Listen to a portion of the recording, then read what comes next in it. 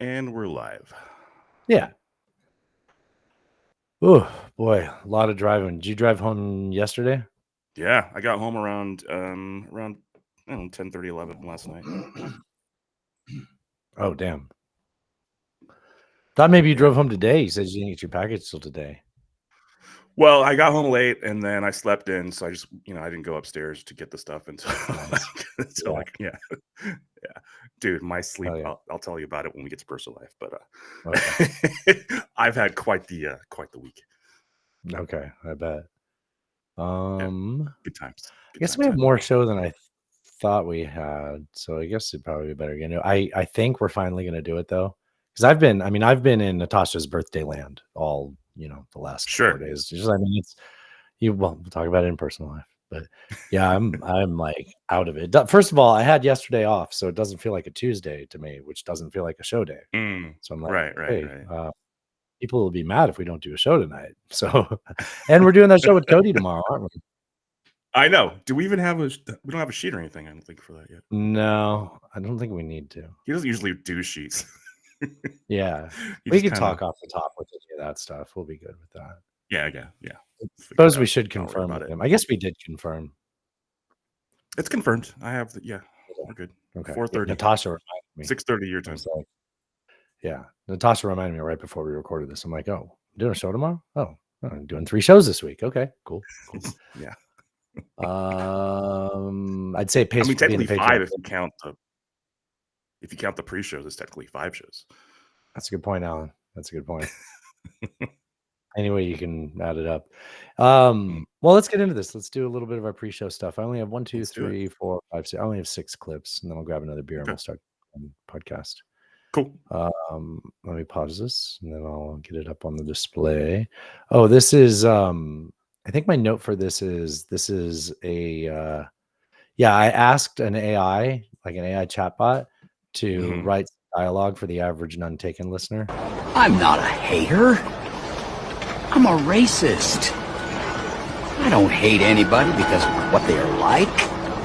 That's not kind or Christian. I hate people because of the way they look. Nick, it's not. No, I'm sorry. Wow. I didn't say the word. Where was that actually from? That's from Red Dead. That's the horsey game. That's what I thought. I thought that. Yeah. Little red. I mean, there's so many dialogues like that like if you don't just stop and listen to everybody, like that was just like a walk-up dialogue. That wasn't like a whole set piece thing.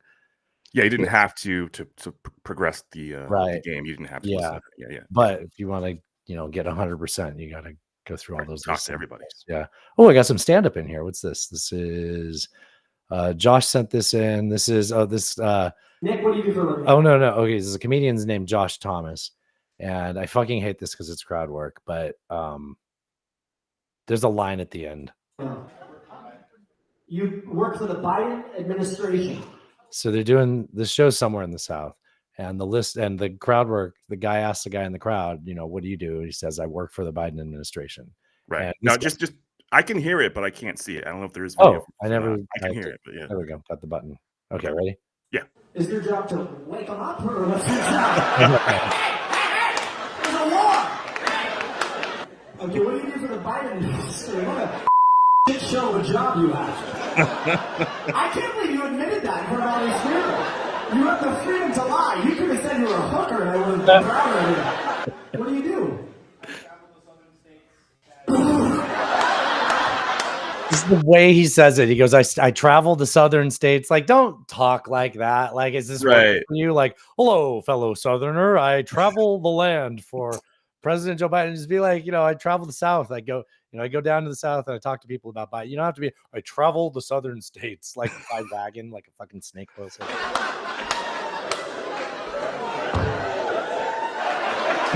He just puts down the mic. You go to the South and try to sell them on Biden? What the are you talking about? That's your job? You go, hey, listen, I know you guys like Trump, but Biden, I mean... Wow. Are you ready to be unemployed, or what's your vibe? That was what I was waiting for. That whole thing was less funny when you notice how many cuts there were and how it was still only like marginally funny to begin with. And you're like, yeah, I don't know that I'd be laughing at that like drawn out in the moment. I've been thinking of trying to get a job working for some political campaigns. That might be fun. I don't know. I mean, just for funsies, if they travel you, sure. That'd be kind of for fun. funsies. Yeah. Look at Alan. The world's your oyster, Alan. You can do whatever you want. Yes, I can. Oh, you know that one where the lady tells like really bad puns and the Chihuahua sort of acts it out or like implements the story? One of my favorite accounts. Yeah, this is was it Madison Sinclair? This is another one of those. It's better for viewing, but the joke itself is kind of funny. A dog walks into a bar and the bartender's like, "What can I get you?" And the dog's like, "I'll have an Air Bud Light." And the bartender's like, "Isn't it a little early?" And the dog's like, "Oh, it's hair of the dog. I had so much Maker's Bark last night." And the bartender's like, "Hey, I'm not here to judge." And the dog's like, "I usually don't drink this much, but Air Bud Light. I just got it. That's funny. I was like, there's no Air Bud Light. In Maker's Bark. Yes, yeah. Kind of a rough night. I walked in on my husband of 49 dog years cheating on me. That's 7 with years. a Cocker Spaniel. And the bartender's like, "Well, that's why they call him that, right?" The dog's like, "Well, she certainly wasn't a Maltese, I can tell you that much." And the bartender's like, "I'm sorry to hear that." And the dog's like, "It's fine, I got back at him. I slept with an American Eskimo." And the bartender's like, "Isn't that a big dog?" And the dog's like, "It's just a little husky." And the bartender's like, "You gonna tell him?" And the dog's like, "Oh yeah, I'm totally gonna rub his nose in it." But what really upsets me, if I'm being honest, is that I wasn't one of those dogs that kept him on a short leash. Like I was even open to being polyamorous. And he didn't want to do it. He just cheats on me. And the bartender's like, "Well, I'm sure he realized he messed up and he's gonna come back to you with his tail between his legs." And the dog's like, "What makes you so sure about that?" And the bartender's like, "'Cause he just walked in now. Do you think you're gonna give him another chance?" And the dog's like, "No." And the bartender's like, "Why the long pause?" And the dog's like, "I don't know, I was just born with him." Just stuff. There's puns on top of puns on top of puns. Yeah. You can't not, giggle a little bit, though. Yeah, it's a groaner. Yeah, it is. I'm sorry I did that to you. Well, I got a good commercial for you. Do you remember those the AAA commercials where it was like a car pulled over on the side of the road? I thought you were saying Alcoholics Anonymous. No. yes, I do. This is probably the weirdest AAA commercial I've ever seen. I just killed a young woman. I slammed down the lid of the trunk, and I panicked. I thought I just locked the car keys. Oh my God, I locked them in the trunk. At AAA, we've been answering calls for roadside assistance for over 90 years. I'm kicking on the trunk lid and yanking on it. I started to run, and I tripped over the gun that I'd had in my pants that I had totally forgotten was there. I stopped. I said, "Stop and think." AAA will be there for you. AAA, we're always with you. Stop and think. AAA. I think that is the main character on the Criminal Minds, the first episode of Criminal Minds on Netflix. Exit, Voice, and Loyalty. We talk about that on the show a lot, right? Yeah. So it's like, it's an old book. It's a book from like 79 or something like that. And the It's guy how you protest things. Yeah, exit or voice, basically, right? You leave or you talk. Yeah, and then staying is a sign of loyalty too. So there is the third thing. So I found this to be a really good example of exit, voice, and loyalty kind of in one video. So the VCU, Virginia Commonwealth, I saw this. The governor Glenn Youngkin speak. By the way, Youngkin, I guess it just means like young sibling, but like that's weird. Like Youngkin, young family member. I think it's a weird last name. It's always stumbled me up. I'll talk about it in the pre-show. I won't derail. See, this is why I don't bring it up in the show. It's weird. It is weird. I agree. I don't know the etymology of it. It doesn't matter. It doesn't matter. So he's unpopular amongst Democrats in the state, I suppose. I will say I don't like the way that he got elected, but his campaign is the sign of how politics is working going forward. And so he got elected by leveraging the whole school board debates or PTA meetings and talking. Yeah, there was a huge thing about CRT. CRT and what books would be allowed in classrooms. Right. And that was a huge. His opponent was like, "I'll never."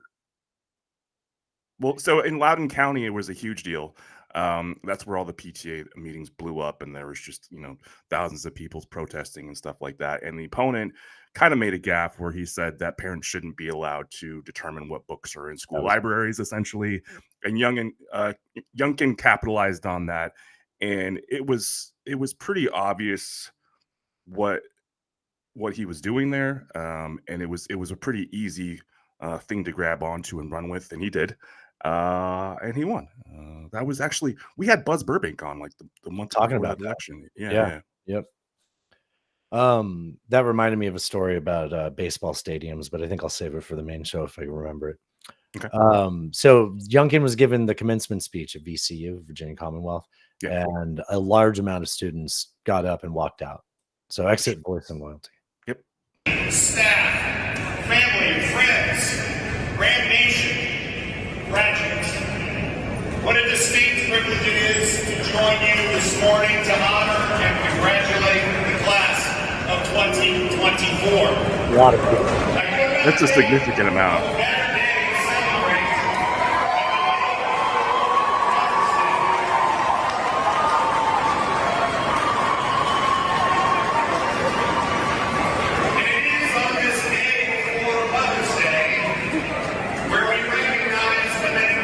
So many people. Who are here graduating, and of course, the many members of the audience who are beaming with pride.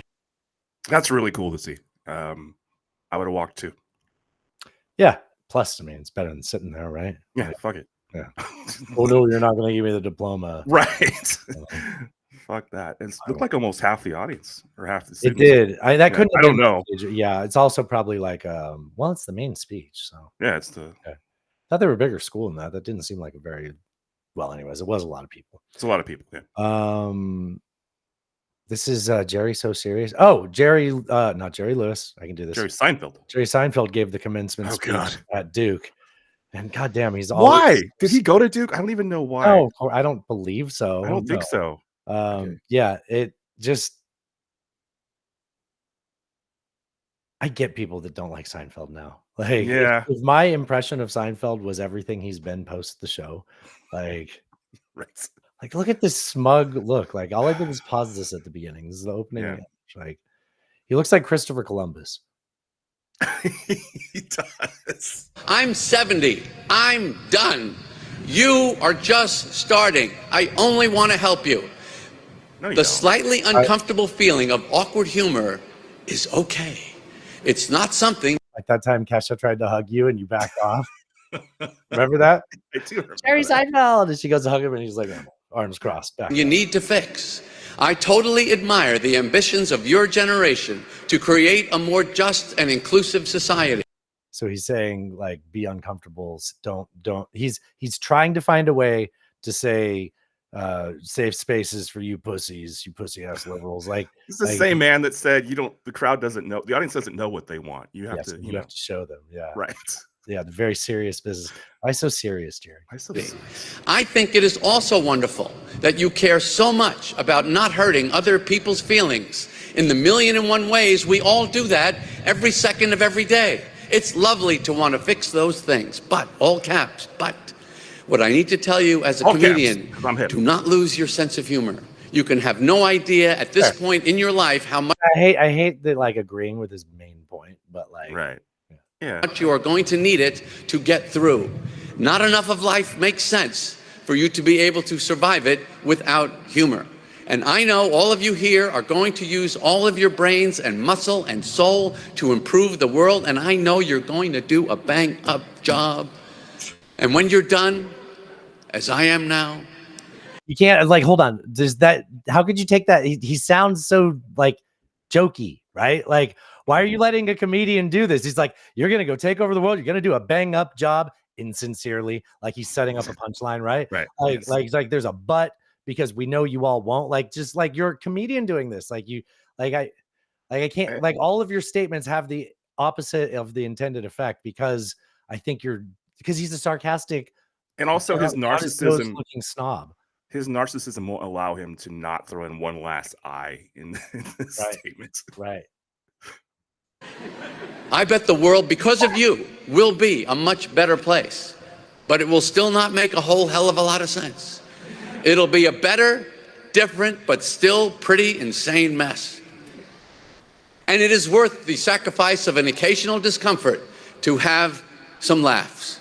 Humor is the most powerful, most survival, essential quality you will ever have or need. I'm 7. All right, there you Also, aren't airports weird? Like, what's up with those coffee cups? go. What about airplane food? Look, he made a little groundhog face. He did. Check He your does mirrors. look Check like your mirrors. Columbus. He Yeah, he really does. does. Um, It's weird to think okay. he's 70. Yeah, that was kind of weird. That was actually Yeah. my takeaway when I saw that the first time. I was Yeah. like, does math? Oh yeah. Oh, well, that fits me right. Yeah. Oh, what about that?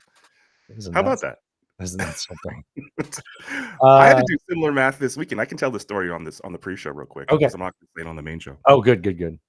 So we took the boat out to the lake, and my dad. So my sister bought my dad this little fishing boat. It's a little aluminum boat. You know, nothing big. Oh, nothing like major. a Lacey Peterson boat, Scott Peterson. Yeah, like that. Okay, something you'd Little go and like. It's a bad boat to pick to throw your wife overboard, Right. But like right. you would do it if you were also saying you were golfing that weekend. If you're a shithead from, yeah. Anyway, so yeah, we took the boat out, and as we're going up there, my dad's like, yeah, I've done some work on the boat. My buddy helped me work on the engine and stuff like that. Registration's not caught up. I need to fix that. It's expired. And I'm like, okay. So we get there, we get to the boat launch, and as I'm walking down the boat launch, my dad's backing the boat down, right? And I see the boat that's launching in front of us is Fish and Game Police. And I'm like, fuck. And you're already in the process. And we're already there. Like, and we're in the middle of this lake is it's like 5 minutes from my dad's place, but it's middle of nowhere, really. Yeah. Really. There's like 6 other boats on. What are the fucking odds? Right. On the water. There's like nobody there, and this lake is massive. Anyways, so I tell my sister and I tell my dad, I'm like, hey, yeah, there's cops. And I was like, they don't seem to be interested in us. Like I saw him walking down because You got your life vest. Right. The other guy, one of them took the truck up back after they launched and then walked back down right to the other boat. And my dad's backing down as he's walking down, and the guy doesn't even look at us. I'm like, well, they don't seem interested in us. I don't know why they're here, whatever. Yeah. So we get on the water, we go out, we have a good time. Probably out there like an hour and a half or so. We get back to the launch, and as we're getting back to the launch to put the boat back on the trailer and leave, yeah, I look back and they're also getting come on to leave, and I'm like, oh fuck. So my dad's going up to get the truck to back it back down so we can load up, right? And they pull up next to us. Oh God, they're like there.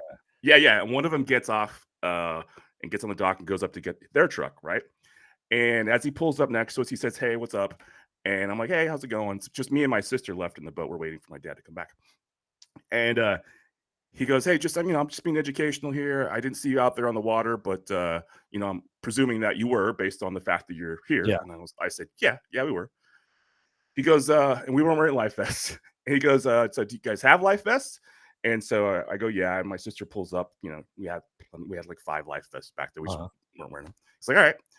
He's like, and who owns the boat? And I was like, oh, it's my dad's boat. And he goes, well, how old is he? Oh. And I had to do the math. And I go, 54. And he goes, he's 54? Because I think he saw him walking up. And I go, no, he was born in 54. And I go, so he's 69 years old. Nice. By the way, right? And he goes, okay, well, he doesn't have to have whatever fucking boat safety training because you're that age. Old enough. Yeah. Right. And I go, okay, cool. And he looks on the side of the boat. There's this big ass fucking sticker like this big that says 2019. Oh no. And he goes, well, I see your registration here is pretty expired. And I was like, yeah. The pandemic did a lot of, right. Didn't get back to it. I was like, we just got the boat. My sister just bought it. My dad, we were talking actually on the way here, but my dad was like, oh, I got to get that taken care of. He's like, okay. He's like, well, I gotta be honest with you. It's a pretty big deal. If we caught you on the water with that, there'd be some consequences. You definitely would get a ticket. And I go, okay. And he's like, but I'm gonna, and I said, well, I appreciate it. Thank you very much. Yeah. And he's like, yeah, just make sure, get that taken care of. And I said, yeah, we'll do. And he left us alone. Hell so yeah.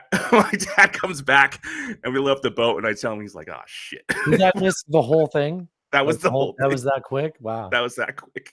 Wow. But for a minute, I was like, "Oh fuck, this could go Yeah. really." Before, like we hadn't been, we weren't fishing because none of us had license either Right. for fishing. He's like, "Did you catch any fish?" And I was like, "Nah, we weren't fishing. Yeah. We just went for a spin, you know." Yeah. And we weren't drinking or anything like that. So See, there's that would be the part I was anxious about. Is right. that No, got we more weren't. alcohol into it. Yeah. No, it was. We went out earlier, well, 10 o'clock in the morning because it Vacation was going to get time. hot later. Yeah. Vacation beers in. Right. You're on a Exactly. boat, you know. Kind of have to. It all worked out. People remember you said something about being on a boat. You have to wave at people. You have to wait. Yeah. Like, It was a beautiful day in the lake, though. yeah. I saw those pictures. It looked awesome. Yeah. Yeah. It was great. Okay. Well, look at that. We turned this into a nice little pre-show for everybody. Yeah. I'll be back with big show energy and a brand new Yeah. show. I'll see you in a little bit. All right. Oh, we have a guest. He's waiting outside. Oh, okay.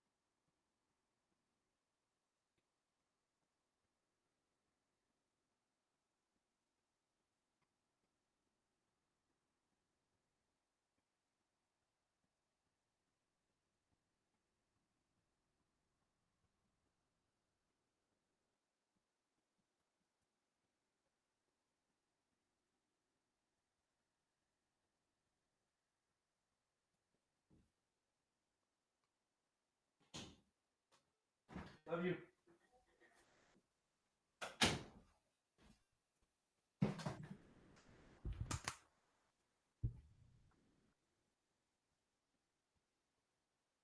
I almost stopped the recording. Oh, don't do And that. then I just looked at it. I was like, what do I want to do? Don't do No, you it. cannot do that. No. Well, I should get that button ready. I feel like that's going to come up quite a bit today. What Probably. page is that one on? Okay, it's on page 5. There's so many pages. There's 10 pages of these.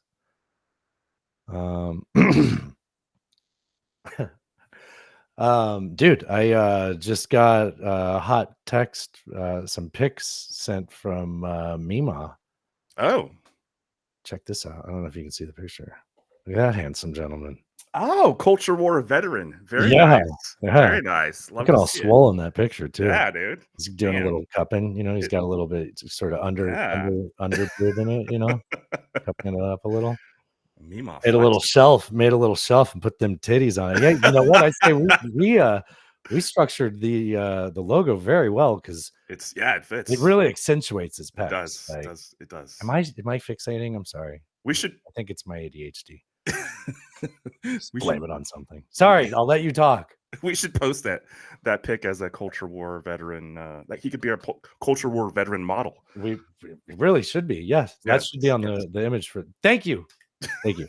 Well, that wasn't how I intended to start the show. I wanted to tell you right before we went to break from the pre-show. Mhm. We have a guest, but he's waiting outside because he's allergic to dogs. So he's been waiting, and it's raining out there, and I think it's hilarious. Just the longer we did that pre-show, the whole time I'm like, we got a guest out there. Fuck that guy. Wait, we have a guest? Yeah, but I'll tell you about it in a second. Okay. I just have a witty quip instead of just asking questions this time. Just sort of like a witty quip, you know. A witty quip. I like it. Witty quip, yeah, better than a quitty whip. I don't know what that is, but okay. Yeah. Yeah. when I was well, first of all, did you have a good Mother's Day, Alan? I did. We had a lovely day with Mom. Nice. Yeah. Do you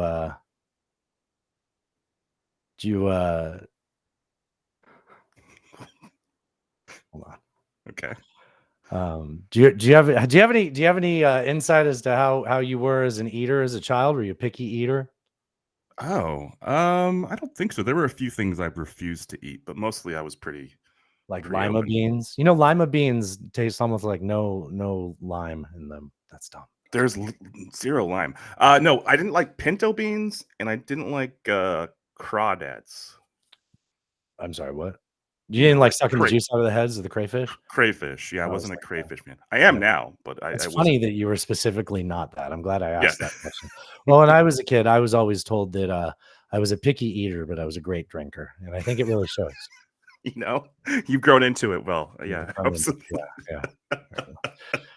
That was funnier when me and Natasha said it to each other over the weekend, but I still like it. It's pretty good. It's pretty Should I good. bring the guest in? Should I bring the guest in? Yes. Do Okay, it. let me get him. Okay.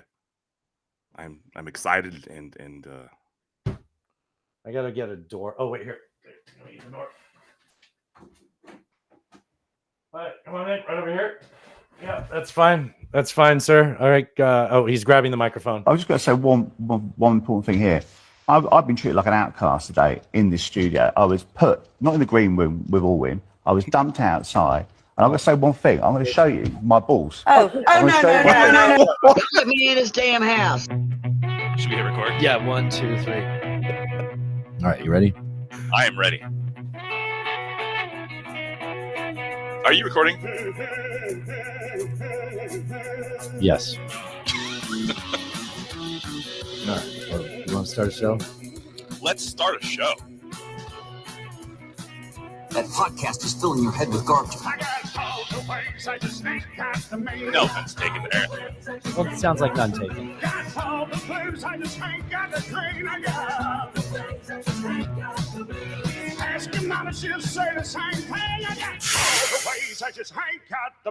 Boom.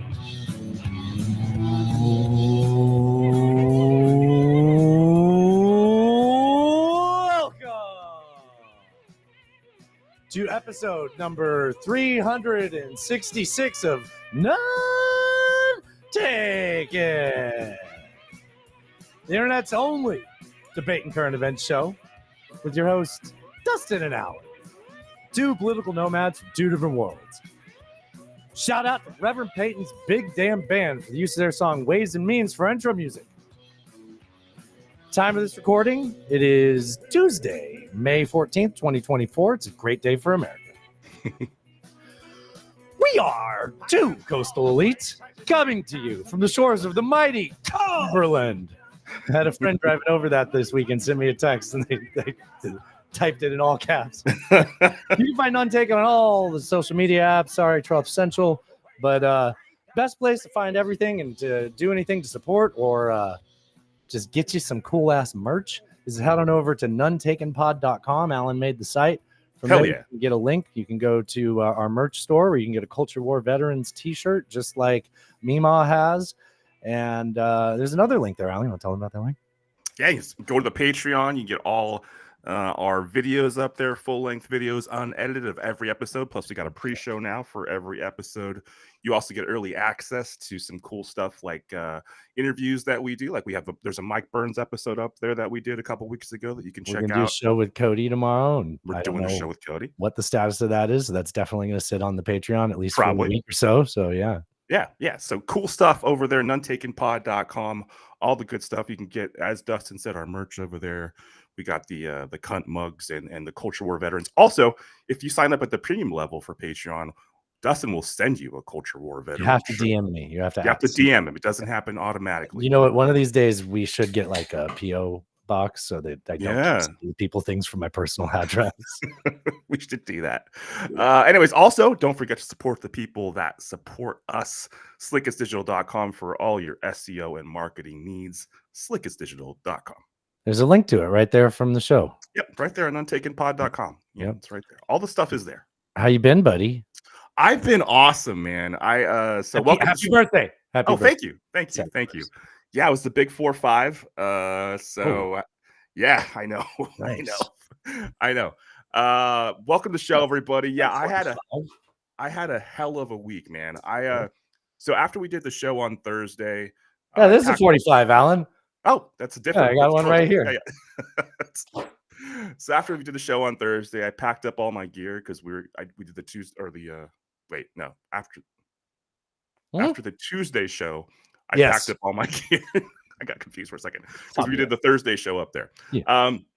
And I went to sleep and I woke up at like 1 o'clock in the morning and drove up there. I think we already covered that on the Thursday show. That was all fun and games.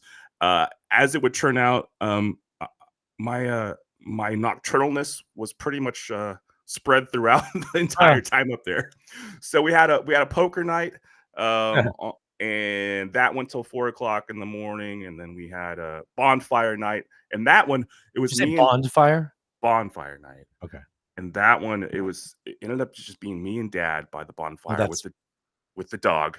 Everybody else had gone to sleep, and all of a sudden Dad looks up and he's like, "Oh shit, the sun's rising." And I realized we've been up and it was like 6 o'clock in the morning. Oh, I thought it was like a Hiroshima situation. I just didn't hear about this thing in rural Washington. No. So We a had lot of Northern Lights. Friday night, there was you could see the Northern Lights in Nashville. they were up there as well. We saw a little bit of it, but where my dad's place is like in a valley. Yeah, we had a lot of clouds. Yeah. Anyway, you guys pulled an all-nighter. Hell yeah. We pulled an all-nighter. Birthday was awesome.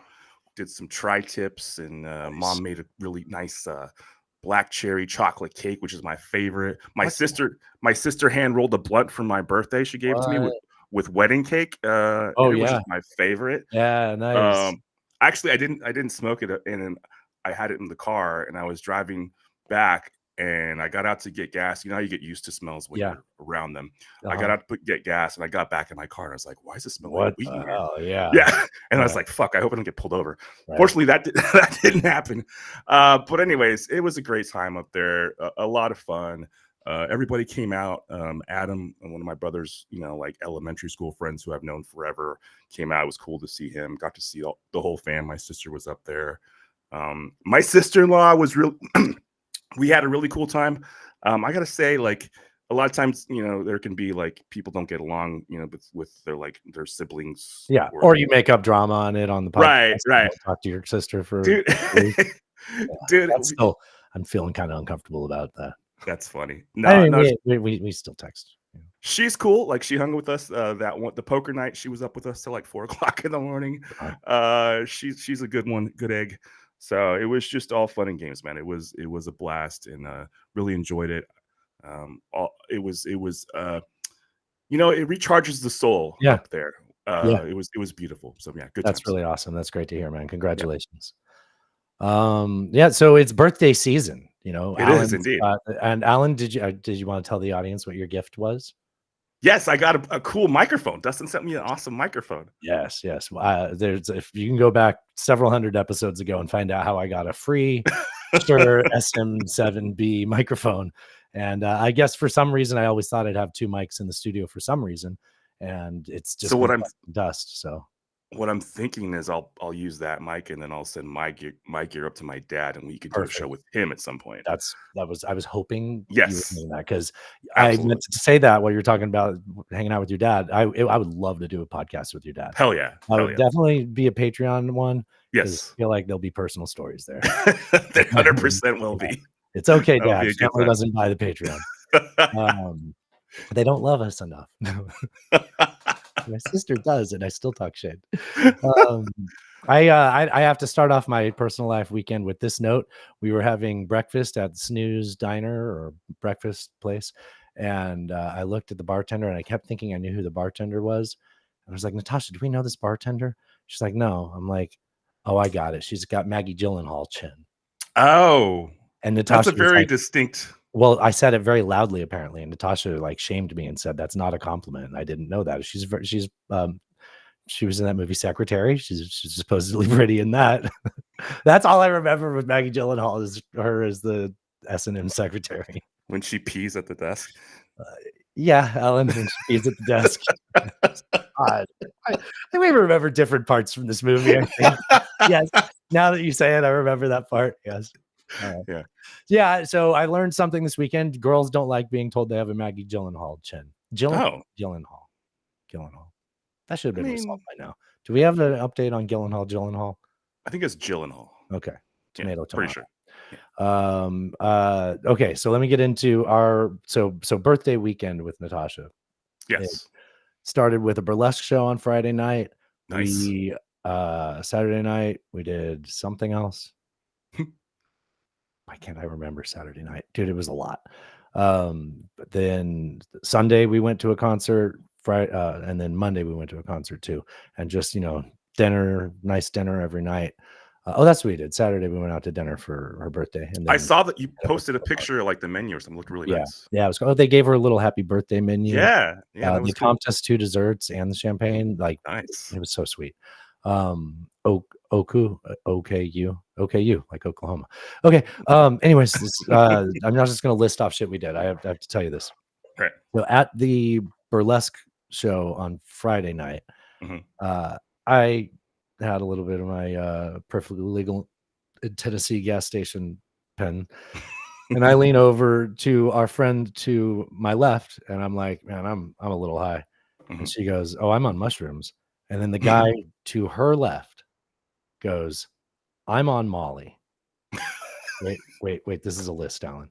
Okay. He says, I'm on Molly in a chastity cage wearing a butt plug. I should have asked him if he went to preownedbuttplugs.com. That could You should. That would naturally have been the thing. Just not hustling enough. So luckily there was a buffer between me and the girl to my left on the mushrooms was very interested in why this man thought so she was asking questions like I don't recognize you, did you fly solo? He's like, yeah, I came here solo. And she's like, well, how'd you hear about this? He said a FetLife on a social network for fetish. And so it was just I'm trying to like narrow down the funnel into like who this man is.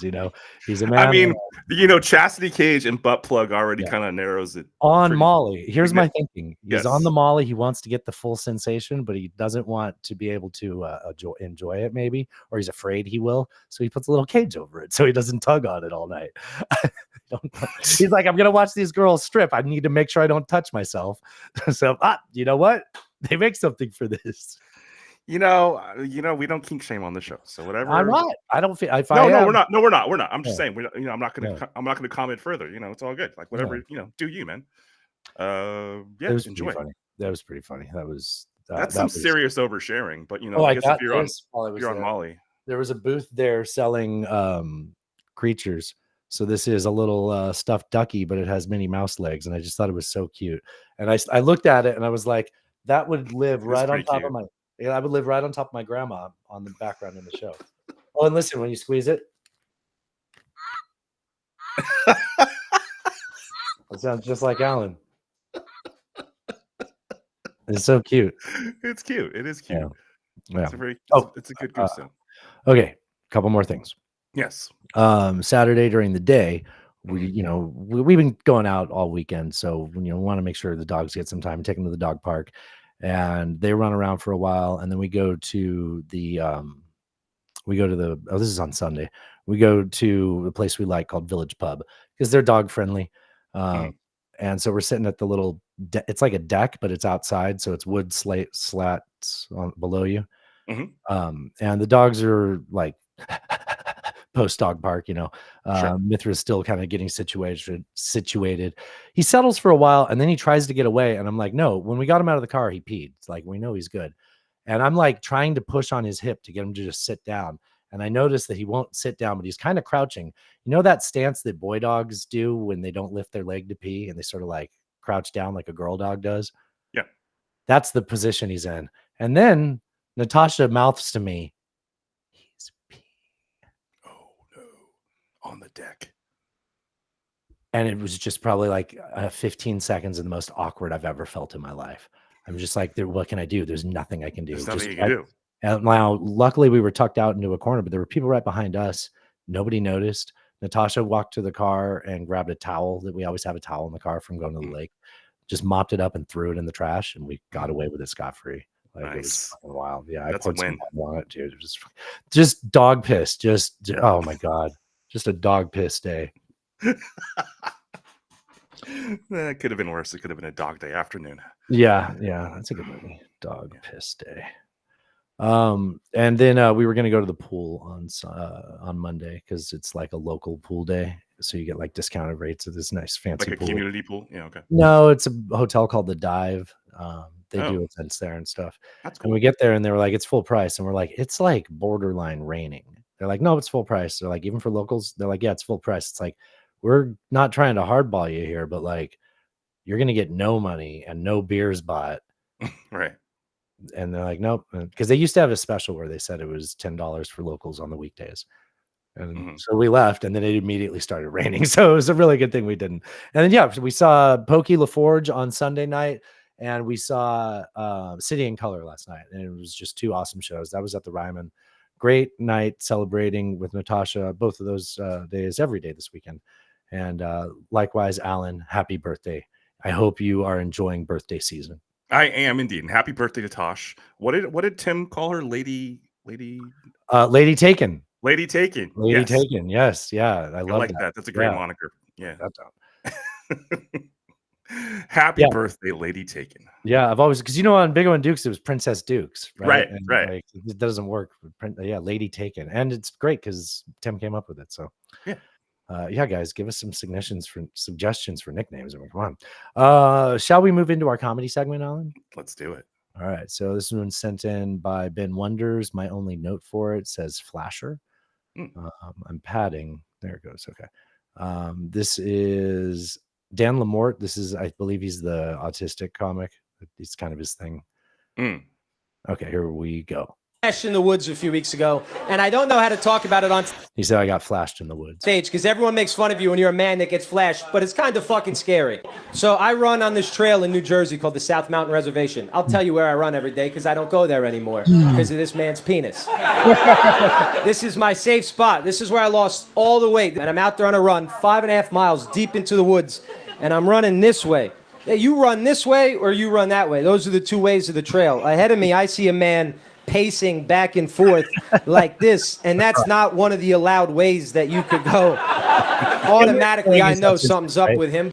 And the second I got past him, he just pulled his pants to the ground and pulled his boxers down and whipped out his cock and tried to hit me with it. Yeah, that's always the part that makes people laugh. The first one, they're like, whoa, it's crazy he pulled it out. And then they go, he tried to hit him with it. That's actually where it goes into assault, I think, if we're being honest. I kept running. That's what you should do. I fucking kept running. I'm not even a political guy, but the amount of my conservative uncles and friends who have been like, you fucking pussy, I would have hit him in the woods. How come you kept going? And it's like, you haven't touched your favorite beer can in 3 months because they put a trans woman on it. And all of a sudden, you're going to grab a cock in the woods? That's a drastic shift of character. The can isn't even a penis, and now you're going to wrestle a naked man in the woods. The best case is you beat a naked guy. I got flashed in the woods a few weeks ago. I clicked on it and it didn't stop. Okay, it's a very good story. It is. Yeah, that was good. That's a good one to start it off, Ben. Thank you so much. Yes. 10 sent this one in. This is my note is cops dumb. Okay. Tim sent this in.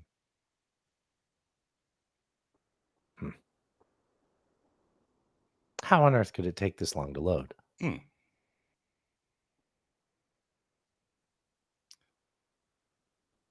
There it goes. I think it's the rotated cuff. I think it's mostly the shoulder. You know, it's kind of like, you know, because the kids, they're this high, so you really gotta, BAM! You gotta bash them on top of their heads, and what is this? I didn't go to college. I didn't. I feel bad about it. I visited my friends that went away to like university. I visited them, and I never felt like so less than. You know, that's actually the last time I ever like got in a physical fight is when I visited my friends at university. Just because it's hard to articulate that you're intellectually insecure when you're dumb as hell. You know. That's why I understand why police get so violent as soon as they step on a college campus. They're like, oh, fuck, everybody here reads. I got to start hitting somebody.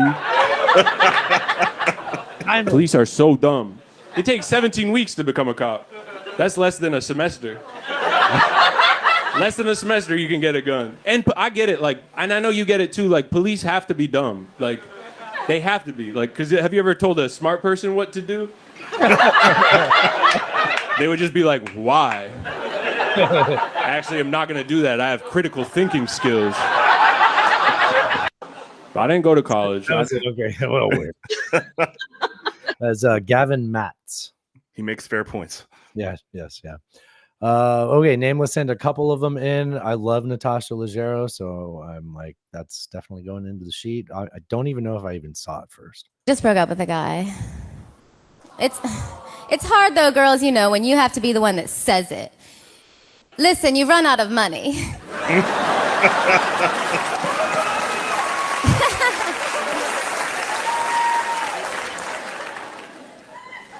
I have all these feminist friends, and they're like, Natasha, how can you just let men buy you things? And I'm like, obviously you have no idea what it's like to be pretty. I just broke up with a guy. That's it. Oh, wait. I like the Pulp Fiction closed caption lettering they're using. Oh yeah, that That's was nice. cool. Yeah, that's a Patreon only bonus. You guys got join Alan's jokes. What's this next one? This is also from Nameless. It's just not loading, so I'm padding. My neighbor's Tourette's has been especially bad today, so I'm wondering if we're going to get some background noise of him yelling at something. Good to know. Well, you're gonna get some background noise of me yelling at the fucking computer if it keeps. Here it goes. Well, now I gotta start it over. I gotta refresh it. Let's see how that fucking goes. It is gonna be a 3-hour show because I'll be loading clips. This is Stanley. That's his name. Lord knows I can't hover over it. I'll tell you his name. Stan Lee, the creator of Spider-Man. Yes. Thanks, Alan. Speaking of Indians, I think that the Cleveland Guardians, the baseball team, they used to be the Cleveland Indians. They changed their name. I think they missed a huge marketing opportunity to just have a billion-person market instead. It's okay because he has a British accent. No. Yes. Instead of the Cleveland Indians, they could have just been the Cleveland Indians. Why do you think they talk like that? They learned it from the British. He's just taking the full circle. We love cricket. I'll get into it. Fuck. They're the only people going to Cleveland going, what a wonderful place full of rich culture. Wow. And they wouldn't even have to change the name of the football team because they're already the Cleveland Browns. That's fair.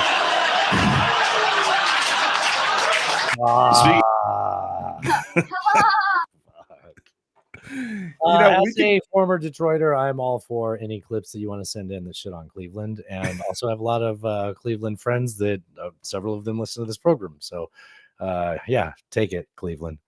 Take it. Yeah, it's better than Toledo. You got us there, right? Yeah. Right. Detroit superiority in this show, in this house. And then I found this clip. This is a friend of the show, Adam Burke.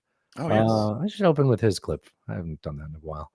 I feel like I open with like the same 6 clips because I don't like keep track of it. And then I just go, well, I like that one. Let's do that again. Do you ever feel like Spiewak did that with his opening montages? He's like, there was ones that he played more often than There others. definitely were favored. I know what that's yes. like. Yes. Anyway, here's Adam Burke. I padded long enough. I got that age where as a gift, someone bought me a pill organizer.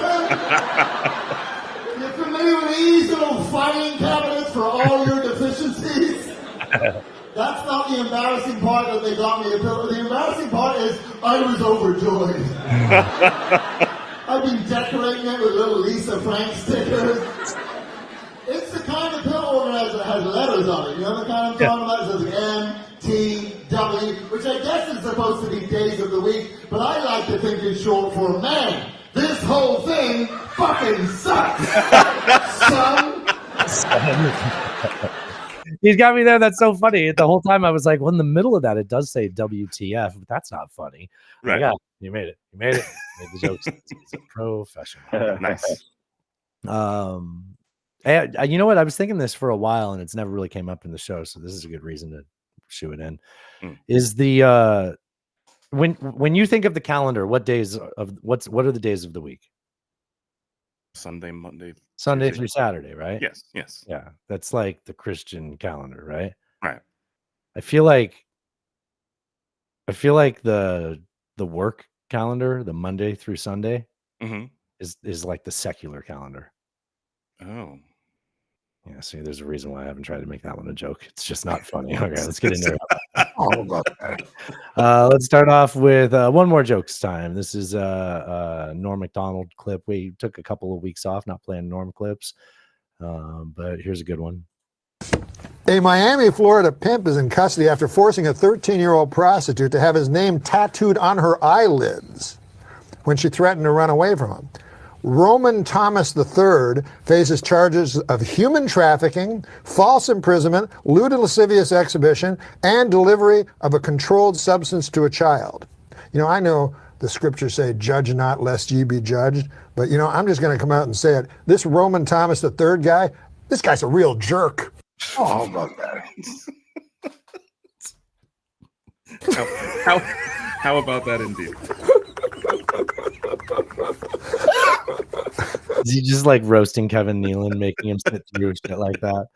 That was like half of the show, was just making people sit there through terrible jokes. The best was Super Dave, when Dave was on there and he was just like, he couldn't stand the jokes he was writing. He said, "These people tuned in for this." Like, yeah, dude, that the more I hear about this Roman Thomas III guy, the more I don't care for him. Seems like a real jerk, that guy. Real jerk. I don't know. Remember when we talked about communicating with animals last week? Yeah. It's just me versus the fucking computer today. This is I found this clip last week, and it did Tosh send it to me? Oh no. Okay, I got it. I understand. Yes, I saw this clip last week, and it reminded me of why I just like, yeah, if we can communicate with animals, it's just gonna be nightmares for us, right? You're talking about Mithra last week, I think. Yeah, and you were talking about how the whales are yeah. We can with AI and all that. So they put an iPad down and a parrot can tap on it to communicate to her mom. Mom. Yeah? I felt ouch. Yeah. I know you felt ouch. I will feel ouch. You will feel ouch sometimes? I will feel ouch. Outside ouch. Yeah, you have an outside ouch. This is me to Natasha every time my anxiety just starts to spike. Isabel. Yeah? I felt ouch. Yeah. Isabel had an ouch too. She had a sick ouch though. Ellie. Isabel. Cancer. No. I feel ouch. No, you didn't have cancer. Tilly. What type of ouch? Tilly has a bone ouch. Cancer. No, she doesn't. Mom. Yeah, no, she doesn't have cancer. I feel ouch. I felt ouch. Nobody has. Ellie. Mom. Cancer. No. Oh, cancer. I feel ouch. I felt ouch. That's an anxious bird. Yes, it is.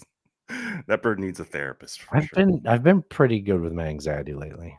Nice. Sometimes it still just spikes. I kind of heard a thing about it. Did you start that? Did you ever get that book decided? The new Robert Sapolsky book? No, I haven't. I'm only like 2 chapters into it, but it's good. The problem is the chapters flow. It's like he starts a sentence and it goes into the next chapter, and so you never want to stop the book. And you're like, damn it, I need this to be like the end of a chapter. Stop, but like you started a new idea when you've wrapped I guess that's a good thing, but the pacing is really good of the book. But I got to a thing that talked about anxiety, and I think I'll talk about it at the end of the show if we have time.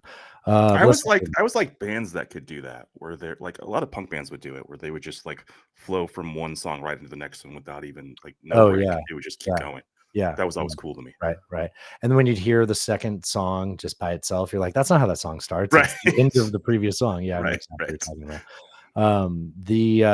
What's this next clip going to be? This is this is Alex Jones helping out. He has a friend who's deaf. Oh, okay. What could possibly go wrong? Yeah, this is just him helping him. So he no, not deaf. He has memory loss. He's trying to remind him what a train sound makes. What a train. Guys, I'm dealing with some really bad internet, and I'm trying to read the notes as soon as the thing loads. Choo. The sound that a train makes. Choo. Do you think he's saying something else? Perhaps he is saying something else. He did have Fuentes on recently, so you know. Wait, was he saying chew? I mean, that it's either chew or yeah, or the other one. Uh, That should definitely be in the soundboard. Probably. Yeah, that will be. Oh, there we go. It's in there. Chew. It's about eating your food, actually. Sure. Yeah, you gotta chew properly. Dude, this is so fucking bad. This is some. This is the last of. Oh, how about that? Oh, how about that? Buttons. This is the. This is another commencement because it's commencement season. It's commencement season. Yes. And commencement season, and this is a. This lady's just like having aphasia. Like she can't get a fucking name out. Like it's so bad. Aphasia scares me, dude. Same, man. Yeah. Goes back to that whole thing I was about to say for at the end of the show about like anxiety, but I'll save it. It has to do with trauma. It came up in that book. Speaking of trauma, I'm about to fucking reboot that router. This can't be real, but this is real, man. This is a principal at or you know, the lady announcing names during graduation. And she's just butchering. Oh, okay. Maybe Lee Zubeth Maeve Elizabeth Brostowski. Bratoski. Got the Brostowski. She can get Elizabeth. Sayer Uvun Jinju Brinon. Sarah Virginia Brennan.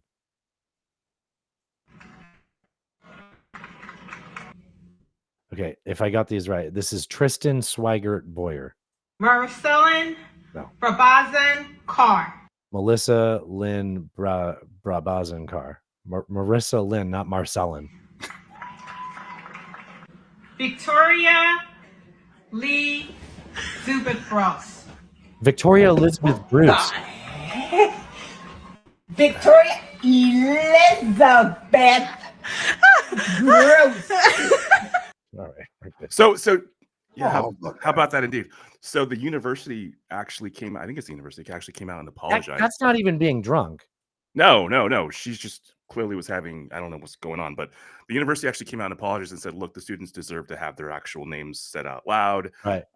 She wasn't doing a bit there though, although it reminds me, remember that SNL bit where the teacher, like there's a substitute teacher. Oh, that was on Key and Peele.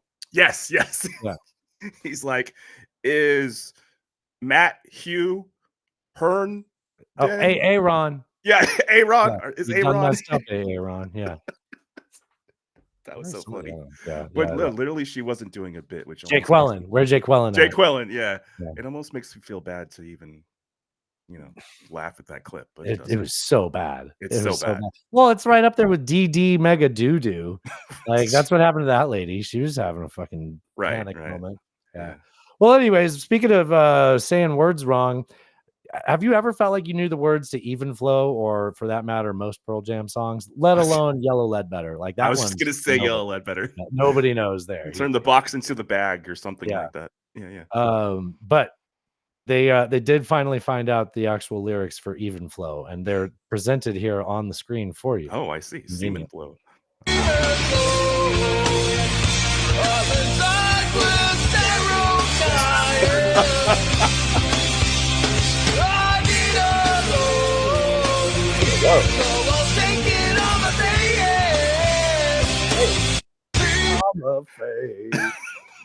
Yeah. And then he's climbing around on the structure. Remember that video? Right. Sometimes songs sound different live, it's just that's probably what it was. That might probably what it was. Yeah.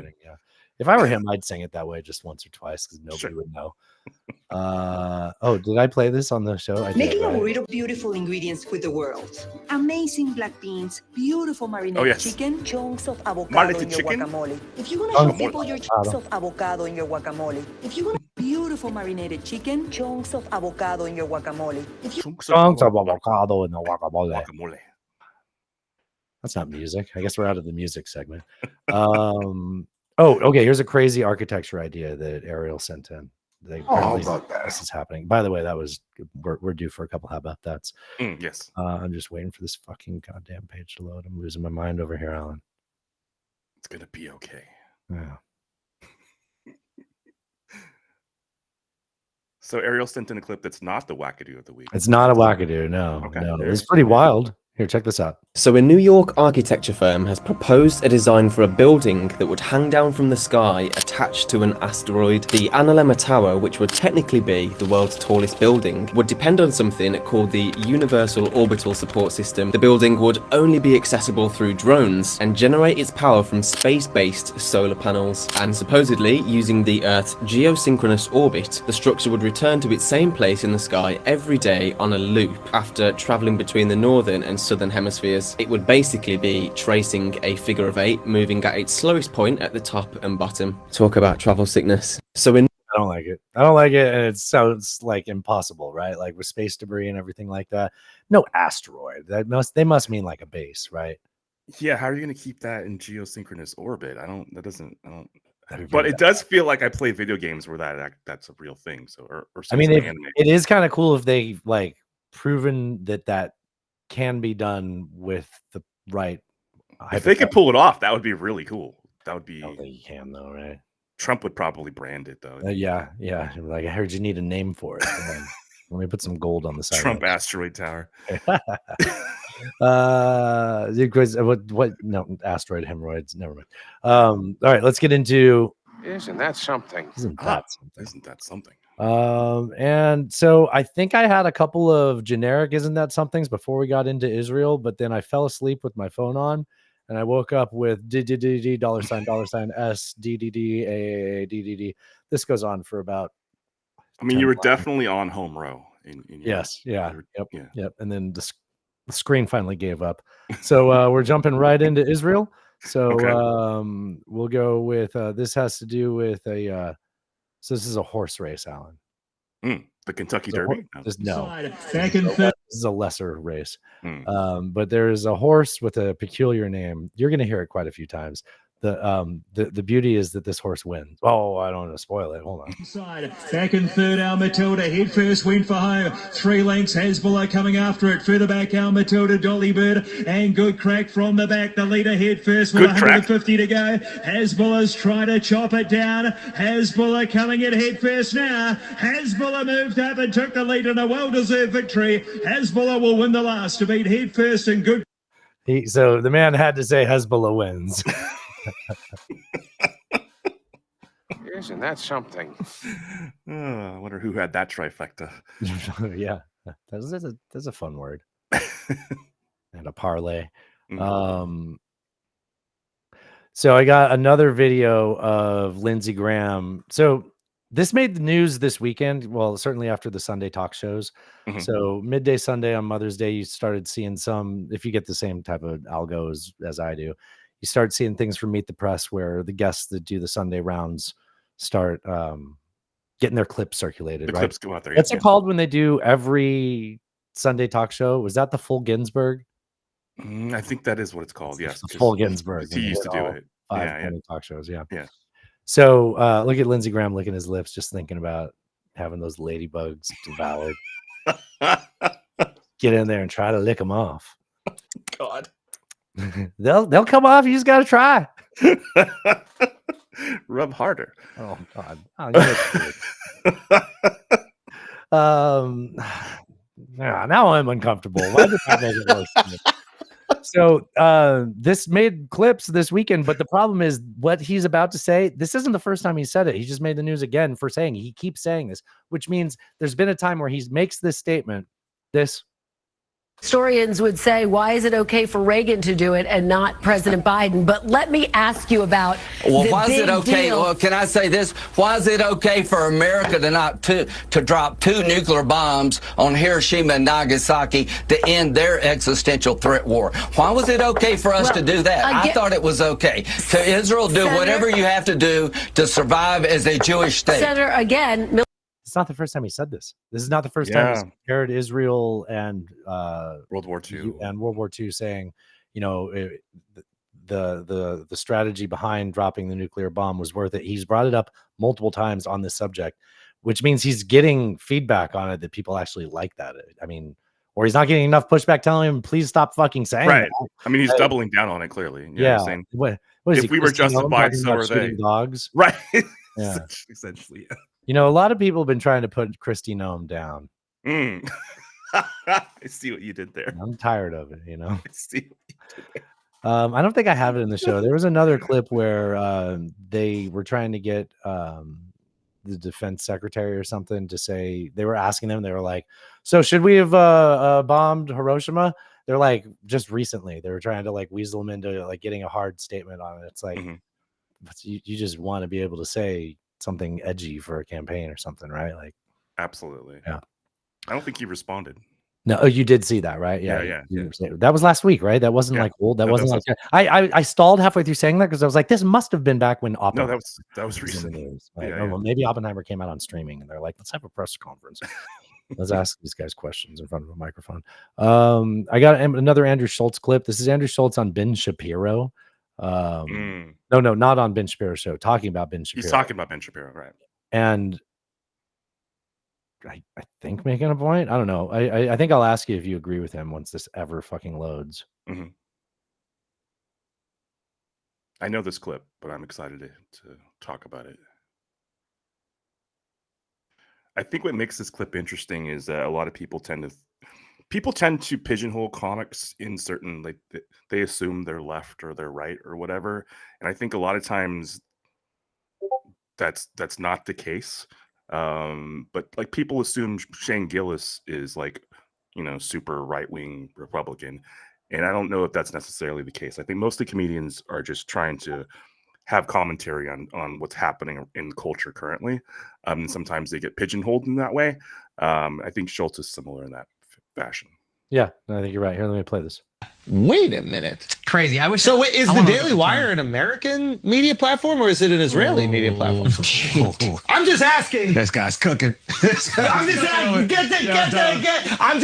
If the rule is, I'm just saying, if the rule is you cannot be critical, because he has no problem being very critical of America. Yep.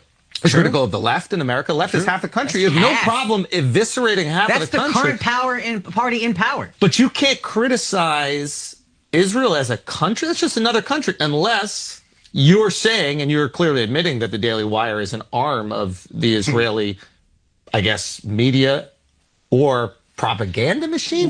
Is that? Oof. Are you manipulating the religious right in America? Are you manipulating the right-wing conservatives in America and selling them country western movies and putting on your little cowboy hat and fake moving to Nashville so that you could take all their money and then in the process restricting free speech, one of the core tenets of the American identity? Ben. Oof. I love hearing how tasty he gets at that. And I like that he doesn't give a fuck too, because I like it too. I like it too. And I think it's both funny. I think it's he's obviously, you know, taking it up a notch and he's making some leaps, right? Right. To call it a propaganda arm of Israel's government, I think is probably a stretch, but it's funny, and I think he has some points. I think he has some points. And it's a way of bringing your attention to it, right? Of right. Like, look, man, here's some hypocrisy in what you're saying you believe in and how you're actually acting, right? Yeah, absolutely. Like, is this free speech or not? Yeah, exactly. Yep. I got Feel the Burgum. So if you remember last week, we talked about, we had a clip of this guy, Governor Burgum, talking about how there was, he's the not Kristi Noem Dakota, right? Right. North Dakota. Yeah. Right, doesn't kill dogs. Nobody's trying to put this guy down. Right. So he was talking about last week about how like billionaires should be supporting Trump. If you're a billionaire and you don't vote for Trump, you ain't billionaire. Right. Whatever Joe Biden said to Charlemagne. Right.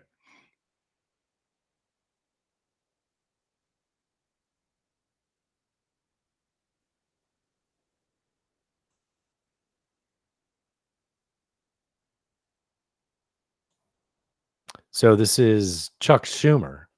Is that how I set this up? This is Feel the Burgum. Why did I even say Feel the Burgum then? Is this the wrong clip? I don't know. I'm not familiar with this clip. Let's hear it. Let's see what it is. All right. Well, ladies and gentlemen, Chuck Schumer. Now more than ever, we're short of workers. We have a population that is not reproducing it on its own with the same level that it used to.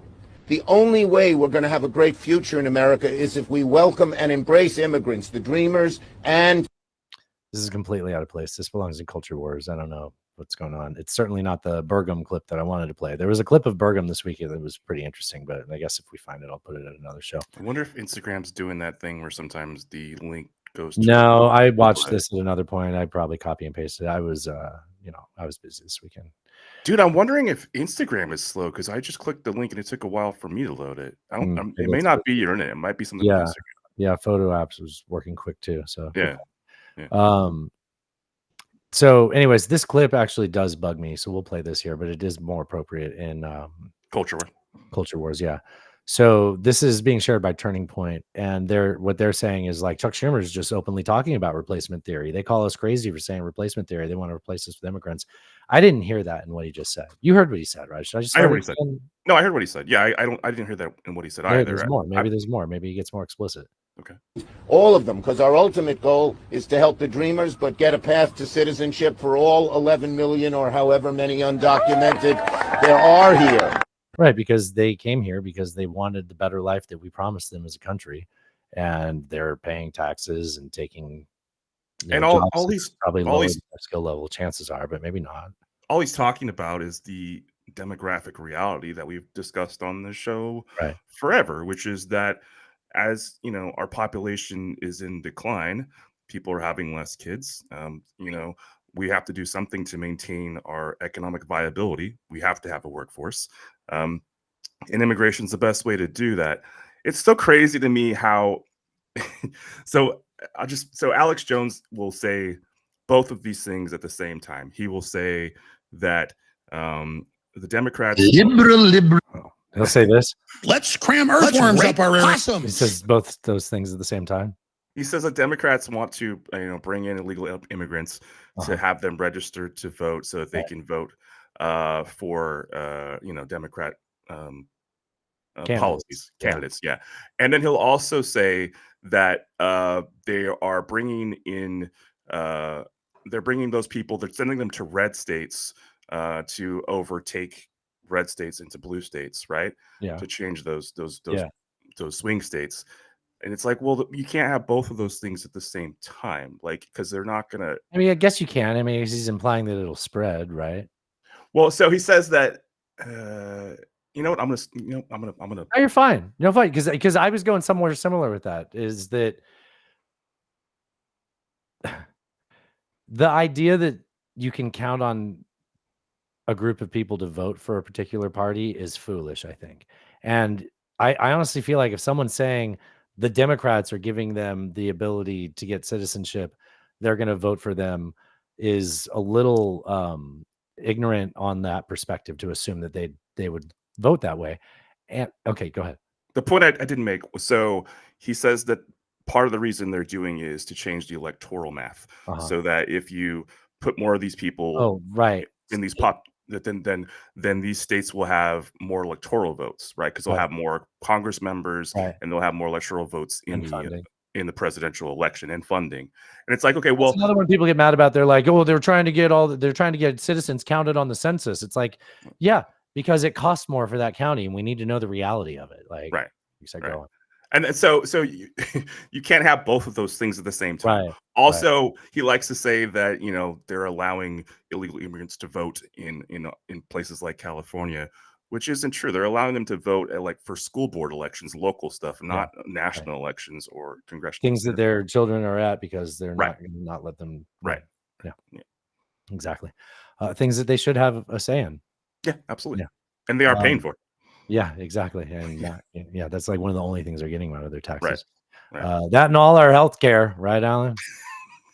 God damn it. Up all our good health care. Wow, we can't have nice things. Yeah. That and the global war on terror. Those are the two reasons. Gee, what? Here's a note. Says, check where to place this in the show. Something about the Taliban and 9/11. Probably about negotiating withdrawal. Really a bang up show sheet. All right. Well, let me share this. Let's see what it is. Alan, guess who it is? It's Governor Burgum. Oh, well, at least I don't have to clean all that up least that was just foreshadowing, right? There you go. All right, you ready to feel the Bergam? I'm ready to feel the Bergam. Don't isolate that, please. Is that my Discord? That's your Discord, yeah. It's chirping. There's a long-standing American principle, and President Trump would never do this. We don't negotiate with terrorists. There's a long-standing American principle. This is a man. So here's Liz Cheney's thoughts on that, which great source, but Liz Cheney, the person he's referencing, Donald Trump, doesn't negotiate with terrorists, invited the Taliban to Camp David on the anniversary of 9/11 and had the Secretary of State sign a surrender agreement with them. She's not wrong. And President Trump would never do this. We don't negotiate with terrorists.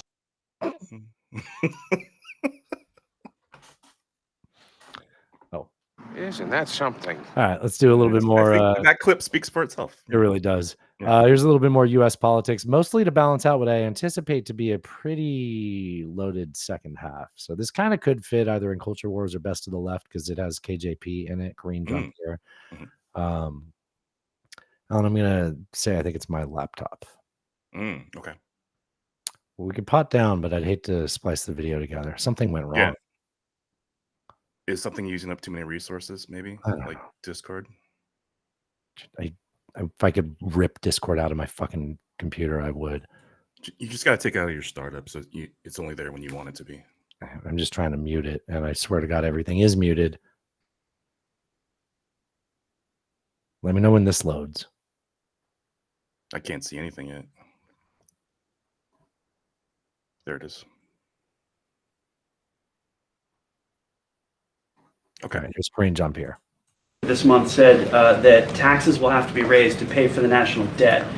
He said the government may want to decrease spending. So we've had announcement after announcement of taxpayer money being doled out. We've seen almost weekly now. So the context of this is there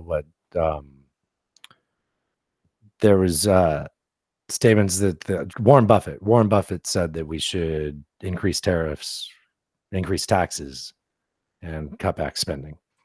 Is the federal government He has been saying that. spending too much money? So let me just say a couple things that Warren Buffett did say that we certainly agree with, and I'll quote him: "The wealthy are definitely undertaxed relative to the general population, which is why the president has a plan to make sure that wealthiest among us, the billionaires and big corporations, pay their fair share." And we've been very clear about that. They pay their fair share in order to pay for his investments in America and cut the deficit by $3 trillion. And Buffett also said it doesn't bother him to pay taxes. And so it has been very clear, the president has said, that he will not raise taxes on anyone making less than $400,000. That is what the president has said. Warren Buffett pretty much agrees with us. We agree, obviously, with him. And this is very different than what Republicans want to do. They put out their plan. They put out what they want to do. She got way too long into it before she pivoted, right?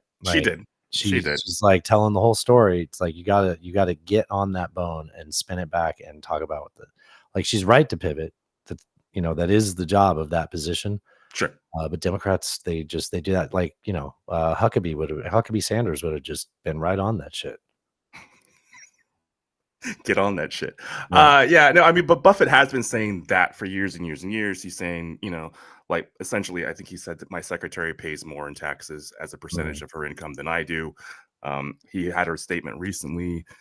Berkshire Hathaway paid something like, I want to say like $5 billion in taxes last year. And he said it wasn't enough. That as a percentage of wealth generated, he's right. There you go. What's this next clip? I got some election headlines, election clips. I put Scouts 1 vote away. I think it's supposed to be SCROTUS 1 vote away. So this is Supreme Court of the United States. I like SCROTUS as the acronym. That's much better. What was surprising is that there were justices who actually were taking this seriously. And it just was frankly shocking. Remember, going into this, the given was that private conduct was certainly not immunized from criminal liability. And so what he's saying is after so he's talking about the case about whether Trump has presidential immunity, blanket immunity, basically, right? And we've reported on this. We've talked about this. That they came out of that. You're not hearing. What do they call it? Presentation. Yeah. And we were a little surprised that a lot of the judges seemed to be sympathetic to Trump's immunity argument. Right. He's making the argument that it's basically one vote tipping it one way or the other. But what everyone's talking about now is, hey, maybe they'll think that some of this is private and they can go forward. But that was what was a given going into this. And the reason people are thinking that is because there seem to be 4 justices who are really taking Donald Trump's claim of criminal immunity seriously. And we are, I mean, I know it sounds like hyperbole, but I think your opening is so correct that we are essentially, as Neil put it, one vote away from sort of the end of democracy as we. Isn't that something? There we go. I mean, we've covered that pretty extensively on the show. That's Andrew Weissman talking there. And yeah, I listened to those oral arguments, and I similarly came away being somewhat surprised with just the very idea that they would even, consider it. They would even take It any seems of that to seriously. betray their real motivation, right? Like, Yes, it's not yeah. that cynical to take it that way. Yeah, like why would you even take any of that argument seriously? Yeah. And the consequences of what that means. And there are even things that were brought up during those arguments where it was like, well, does that mean the president could order SEAL Team 6 to take out a political opponent? And the lawyers on one They have side to were like, basically contradict themselves to Right. say why they don't. Yeah. right. It's quite the slippery slope that we're on now, and this is just. Do you?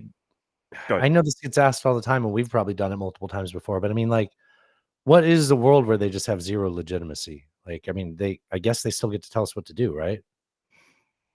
I mean, it feels Like like how- we're already in that world almost. Like I've been saying it on the show for. But like, I we don't- can't just turn around after they say it and be like, "Well, we don't respect you." I mean, look, all the abortion clinics shut down, and all the consequences of that are a reality. So, like, haha, they still got it. So, like, what? So what? I mean, they don't lack legitimacy if they can tell us what to do still. You're correct. And for them to no longer be able to wield the power that they currently do, I don't know what that would take, because I don't know what line that they could cross that they haven't already crossed that would make the American public say, fuck this, we're not, and then what does that even look like? I don't know. But it feels anybody who's paying attention has to already think that the Supreme Court lacks any legitimacy whatsoever. Yeah, I know, but these people. I mean, but it's just like Congress, right? Like we Yeah. it's the same thing we say about Congress, and then they still control our lives. Yeah. Yeah. Well, if only we could get an outsider in there to really change things and shake things up. RFK claims that Biden is the spoiler and that Kennedy would win if Biden would just drop out. Which, I mean, maybe. I mean, it's not a. If I were in his position, that's a decent take to take. Let's hear him say it. Or I can win. Our polls and every other poll that's looked at head-to-head contests show that I beat both President Trump and President Biden if the other guy leaves. That's the hypothetical Democrat that's in the polls that we've been talking about for months now. It's a very amusing way to turn the tables, right? To He be saw like, the same polls we said, where if they're polled and it's Donald Trump versus Biden, bad numbers for Biden, Donald Trump versus any hypothetical Democrat, landslide against, like 70% against Trump. And he's saying, I'm hypothetical Democrat. I could be that guy. I could be that guy. Oh, you think it's a big if? I mean, you're talking about the incumbent president of the United States. Well, under this criteria, President Biden is the spoiler because he cannot win. He can't win if I stay in. He does worse if I leave. Right. And again, you're comparing hypothetical polls to a guy who won the presidency. You can't win if I'm in, and he does worse if I leave. Is that conceivably possible? I'm struggling to imagine what. It's a very interesting argument. In other words, what he's saying is, if I stay in the race, he's not going to win because I'll take enough voters away from him. And if he leaves, I could win the Democratic nomination. Can I just go back real quick to the Supreme Court thing? The only thing, so if there were enough political movement against the court, then I think what would happen is potentially, the president could change the structure of the Supreme Court, and they could expand the court to more justices, things like that. Well, because right now they don't have a justice for every appellate district, right? Right, and a lot of these, a lot of these circuit courts have 15, 18 different judges seated, and so if there were enough, if there were enough of an uprising, that would be potentially the only way that could shift. What would that look like? I mean, there'd have to be people in the streets, man. There'd have people to in be, the streets. There would have to be, Michael McDonald. There would have to be enough people pissed off at it to say, like, okay, there's enough political cover for me to do this, because there isn't that now. There isn't that now. What if they? Okay, how about this? What if students occupied their campuses? I mean, they have. What if one guy with a water bottle hit a cop in the head a bunch of times? That was quite the meme. It was. We never even talked about that on the show. So everybody should buy REI stock, because people are going to need tents, is what I'm saying. Yeah, that's a good joke. I like that. Sorry for rubbing it in. What's this? I opened something. This is another election one. Oh, Biden on CNN saying weird shit. Okay. The cost of buying a home in the United States is double what it was when you look at your monthly costs from before the pandemic. Real income, when you account for inflation, is actually down since you took office. Economic growth last week, far short of expectations. Consumer confidence, maybe no surprise, is near a 2-year low. With less than 6 months to go to Election Day, are you worried that you're running out of time to turn that around? We've already turned it around. Look at the Michigan survey. For 65% of the American people think they're in good shape economically. They think the nation's not in good shape, but they're personally in good shape. The polling data has been wrong all along. How many, you guys do a poll at CNN, how many folks you have to call to get one response? The idea that we're in a situation where things are so bad, the folks that, so he's aware, or he's calling them out on the thing where how many different phone calls do you have to call before you get an answer? Mm-hmm. I know it's an old argument, but it's almost like he's saying, like, hey, we both know this thing that you don't talk about when you talk about your polls, because you don't want to make it look like your polls can't be counted on. Right? Yeah. I mean, we've been talking about polling for ever. They also say polling before Memorial Day doesn't matter. Yes, and there's always an October surprise. But I mean, we're talking about polling by the pussy tape for forever and ever. By the way, that's Aaron Burnett, which I'm kind of like, I have a crush on. So. Yeah, this is CNN doing this. Yeah, I mean, we've created more jobs. We're in a situation where people have access to good paying jobs. Okay. Oh, button. Isn't that something? I feel off. It's not supposed to be a Tuesday today. Sorry. We'll have more of this in the second half, but Donald Trump tried to do a rally at the Jersey Shore. Did you hear about this, Alan? Did you see this? Yes, I saw. Did you see that there was photos going around saying that it was like a huge rally, and the photo like clearly was Rio Beach for like a Rod Stewart concert from like 1994? Oh, I didn't see that. No, that was hilarious. Yeah, you could see like the mountains in the background from Rio, like in Brazil. Like it's not any part of New Jersey. I mean, that's hilarious and unsurprising. Yeah, right. So let's just drop a needle in here in the middle of his speech at some point. So wait, so you heard about this? In case the listeners hadn't heard about it, say listeners were having birthday season and celebrating birthday season. What took place there? There was a rally, and it Wowie? was a rally. Did I say wowie? I said No, rally. It's from Five Will Goes West. Okay.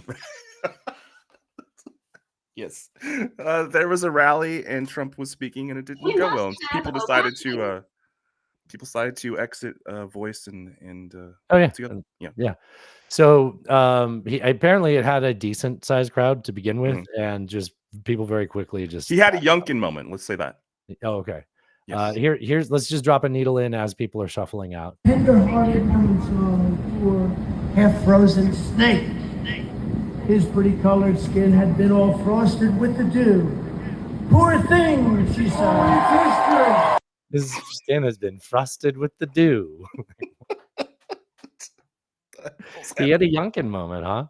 Yeah, something like that. Oh, because the people walked out. I guess. Yes. Yeah. Just a taste. We'll have more on that in the second half. Just a tip, just for a little bit. Just for a little bit. One more clip and we'll go to lunch. This is a brief first half is our this is a 25-year-old Trump supporter on why he's going to vote for Trump. Anything to get grocery costs down. This is kind of a wackadoo of the week. I could imagine playing one He of has those. his baby with him, it looks like. Sure. Energy costs down. Listen, man, it's not the government making food expensive, it's the corporations. If food was getting pricier and the corpos were struggling, it'd be one thing. This is a bad video. I apologize. So all you hear at the beginning is a 25-year-old saying that, the food's expensive, blah, blah, blah. Trump's going to fix it, right? Yeah, and then this guy is responding to that, saying it's corporations that make the food expensive, it's not the president. Right. But these huge companies that control the cost of food are raking in gigantic profits. Conagra, which sells Slim Jims, increased their profits by 56% from 2022 to 2023. Kraft Heinz profits went up 488% in 1 year. Tyson, General Mills, all these guys have made. When he says in 1 year, are you thinking it was in 2000 when everybody bought a bunch of Kraft food to eat at their house when they couldn't go anywhere? Right. He's probably hiding the ball a little bit there, right? Perhaps. Bank by raising prices. And thanks to consolidation, there are only a handful of companies that even make food, and they're all using inflation as an excuse to jack up prices and fill their pockets at your expense. Democrats are trying to stop stuff like shrinkflation and junk fees, while MAGA's solution is a 10% tax on all imported goods, food included. It's nice that he says MAGA, but he can be very specific. If you are voting for Trump, one of his main policies is he wants to have a 10% tariff. He wants to add a 10% tariff. Everything that's brought into the country will be. He loves his tariffs, that man. Which tariffs are a price on the consumer. It's a tax. Yes. That is somehow going to make groceries cheaper by making them 10% more expensive. I don't get it. Anything to get grocery costs down. That's it. It's oh man. So that kid, that 25-year-old kid, looks like maybe he's a young father, young family. Yeah. And but he, that's what populism is for, right? Yeah, and I mean, I understand saying, "Hey, man, I want my politicians to make my groceries cost." That's what AOC is offering. $15 an hour, right? All of those. That's populism. It's populism, and it doesn't work. It gets you elected. It does get you elected. Yes, and it makes us argue. Speaking of controversial people, I get these things in my head where there's sort of patterns, connections, and then they become sort of like lists, or I'll start saying them over and over again. And I'd like to share one with you guys, or just you, Alan. God, nobody should be listening. Bang up fucking episode. Andrew Tate. Yes. Andrew Tate, Andrew Tot, Andrew Tater, Andrew Tots. This is once that starts, you're gonna be doing it. You're just gonna keep going. Yeah, you're gonna be fiddling with your wallet in your pocket, and you're just be like Andrew Tate, Andrew Tot, Andrew Tater, Andrew Tate, Andrew Tot, Andrew Tater, Andrew Tots, Andrew Tots. All right. I'll see you in a little bit. We'll grab a beer. All right. Cheers. Andrew Tater.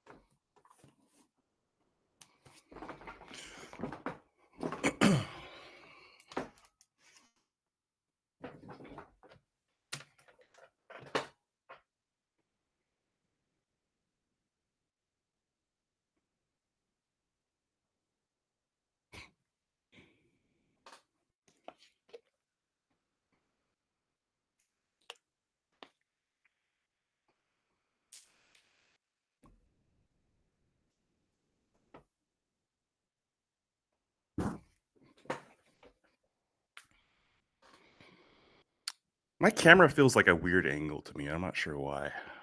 Like it's too. I don't know. It does seem a little off, but I can't Yeah. put my finger on it. It's not bad though. You're good. It's better. Yeah. I was thinking about like populism and populist candidates and the Populist population. movements. Yeah, the population they target and stuff. Sure. And at least in terms of like Trump, not all of them, but like, there's like a 25%, maybe more of the people that vote for Trump that I think are like, this is just the result of. There's like a whole generation of parents that were like, I just can't control him. He's wild, right? And then those kids grew up and they're like, I like that guy. He does what he wants, right? Because like there's the old version of freedom, which is like I should be able to swing my fist until I get to the point where like if I contact you, now I've violated you, right? Right. And like I get that. That's like old school, almost kind of Spartan like.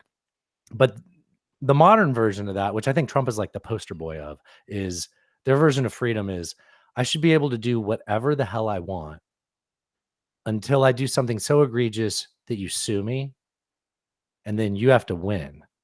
Or we like get laws changed or something like that. And that just creates like an overly litigious society, or maybe it's a byproduct of that, but all the incentives lead towards that, right? Like Trump is the poster boy of I will do whatever the fuck I want and live my life on my terms.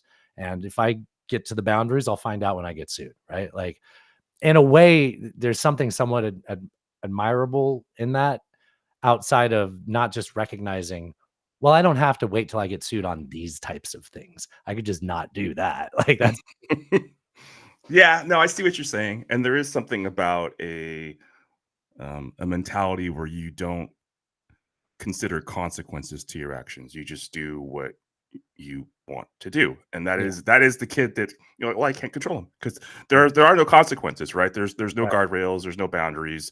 You just do whatever the fuck you want to do. Right. And if there are consequences, then you just you pay to get away from them. That's all. Yeah. And Yeah, if you have the money to do it, then you can. No, you weren't born rich. Sorry, losers. Right. Yeah. I mean, that if anything, that's what Trump has shown us, right? Like, what's the American dream? And The that's American- what Russia and the US kind of showed people too. Like, well, you should have had nukes. Sorry. Right.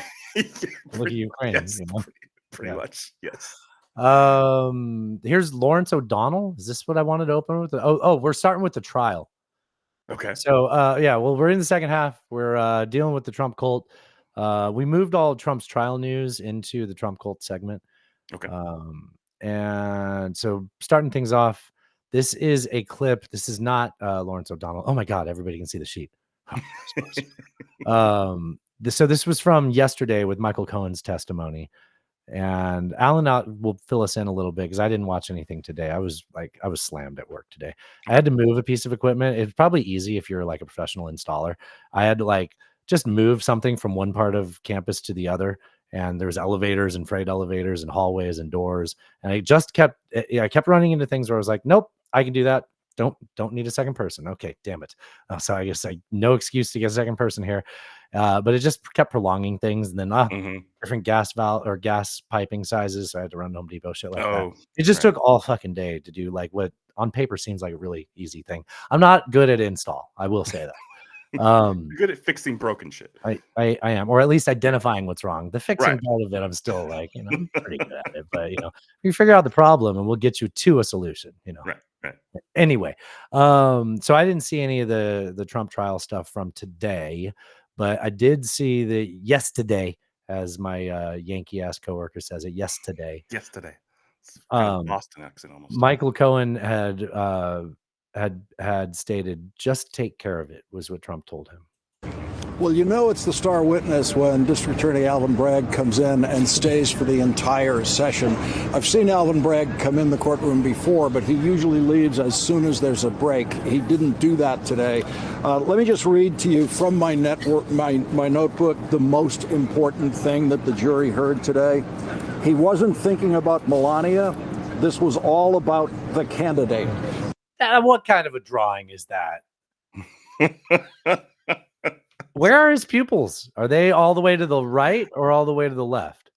I can't tell. Okay. And that is the essence of Michael Cohen's testimony as it stands now. That was Michael Cohen describing Donald Trump's attitude about paying off Stormy Daniels, about the urgency of paying off Stormy Daniels immediately after the access. It wasn't about Kamelania. It was about the election. Tape came out. He described the effect of the Access Hollywood tape as catastrophic, meaning catastrophic to the campaign. He said repeatedly, "I was following directions," and the most repeated line of Michael Cohen's testimony was, "Just take care of it," and that's Michael Cohen quoting Donald Trump about Stormy Daniels and several other situations. Oh, well, it's an open and shut case there. Sounds like, Alan. Everybody can go home now. Well, that's the thing with the way that Trump operates. Very similar to a mob boss. What take care of it means? Like, well, take Right. care of it didn't mean pay the stripper off with my funds. I found out a bit afterwards while I was Right. president. This man. Right. Well, Yeah. so he speaks in code. He doesn't use written forms of communication like email or anything that can be traceable. And he doesn't come out. That's weird. Like that seems like a red flag. Well, Cohen even testified to the fact that Trump has told him that the reason he doesn't do that is because it can be used against him, and he knows that. Well, so is not breaking the law, asshole. Like, right. Yeah. So, I mean, I think the prosecution did a pretty good job with Cohen. This was their star. today. This was their star Well, witness. prosecution was on yesterday. Sorry. Yes. This was their star witness, and we, essentially everything that they've done up to Cohen has been to sort of corroborate everything that Cohen was going to say, because they understand that Cohen is a questionable witness. He's lied under oath and admitted to it. He's gone to jail for Trump. He's been quite obviously flipped from being in the Trump camp to being anti-Trump. He sells T-shirts with Trump behind bars. He clearly has animus towards Trump. I think the prosecution did a pretty good job yesterday. Today was the cross-examination, and the defense lawyer came out swinging. And Cohen seemed to kind of hold his cool pretty well. He didn't take the bait. He didn't come off as hot-headed. He tended to, a lot of times the defense would ask him, you want to see, or he said, you said something like this about Trump, and Cohen was just like, yeah, that sounds like something I would say, as opposed to just saying, yes, I said that. He kind of tripped up the defense lawyer. He wasn't able to really get into a flow. Oh, really? Yeah. So Cohen actually, I think, performed better than anybody could have expected on the stand under cross. Now he's going to have, according to the defense, they're going to question him the full day on Thursday when we get back, because tomorrow obviously is Mental Health Day. So the defense says they're going to question him, or they're going to cross-examine him for the full day on Thursday. So we'll see what comes there. Obviously, that they can regroup and perhaps be more effective. Can the prosecutors double cross him? Yes. Okay. What would that mean? So what happened? So the defense They gets turn to their back on him. No. So witness. defense gets to cross, and then the prosecutors can recross, but then the defense gets a final recross, so it goes back and forth. The defense gets the last word. Like a home game. Right. The prosecutors have said that this is their final witness. As soon as Cohen's done, they're done with their side of the case, and then it'll be up for the defense to present. Who's the defense's witness? There's rumors, right? Doesn't the defense have somebody? Well, also, don't the prosecutors have like Kellyanne Conway? Or you just said this is their final witness? This is their final witness. I had heard Kellyanne. I had heard they had one more, but I mean that's also from Bob Seska, so who knows? Oh no, this is supposed to be their last witness. Okay. The defense has a witness, but we don't know who it is yet. Well, the judge asked if Trump was going to take the stand, and the defense said that it's potentially yes. They haven't decided one way or the other yet. So which would be like, that would be fucking crazy. Amazing. Tell me, come on. I think there's no way that happens. If it does, I think it's because he got his lawyer. No lawyer will want him to, right? Right. Well, there's even speculation that some of the way the defense acted towards Cohen today was because of Trump's influence.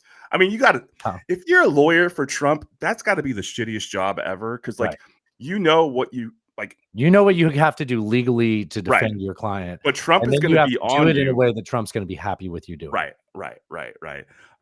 There's some speculation that the person who did the cross for Trump's defense maybe wasn't the best guy to do it. He's a former prosecutor, but not really a high-profile defense lawyer, not somebody who's experienced in doing this sort of combative cross-examination that he attempted to do today. And Cohen, I mean, Cohen's a fucking, he's a brawler. Like he's gonna, that's his style, right? So he's not gonna just, he can jab, he can move. So he's not going to react to that sort of thing that he attempted to do today. So yeah, I would say it was an L today for Trump's defense. But they got that was the first half. Right. It's exactly. It's the first half. And so this trial might be wrapping up soon.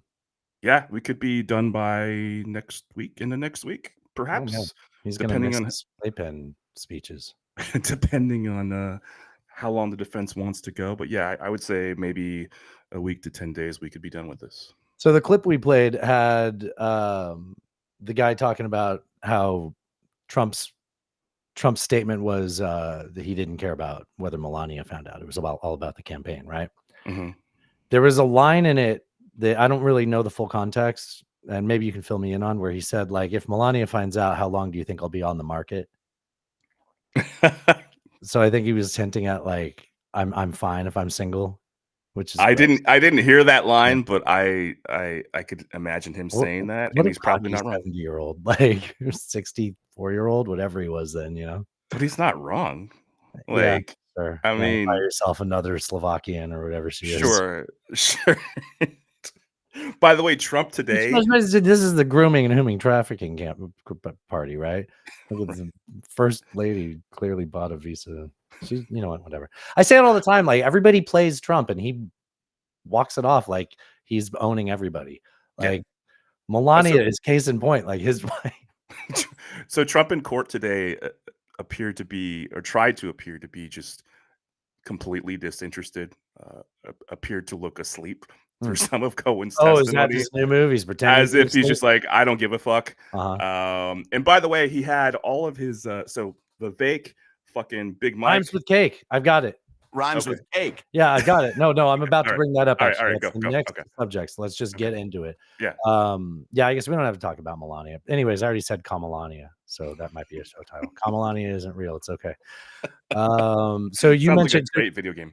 You were talking about the barrage of Trump loyalists that showed up, right? Yes. Okay.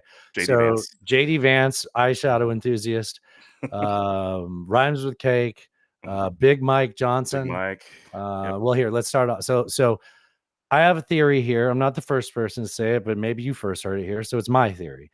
That Trump obviously has a notorious gag order. Head on over to trumpgags.com, join the Patreon. So he can only talk shit on the judge. He can't talk shit on the judge's kids.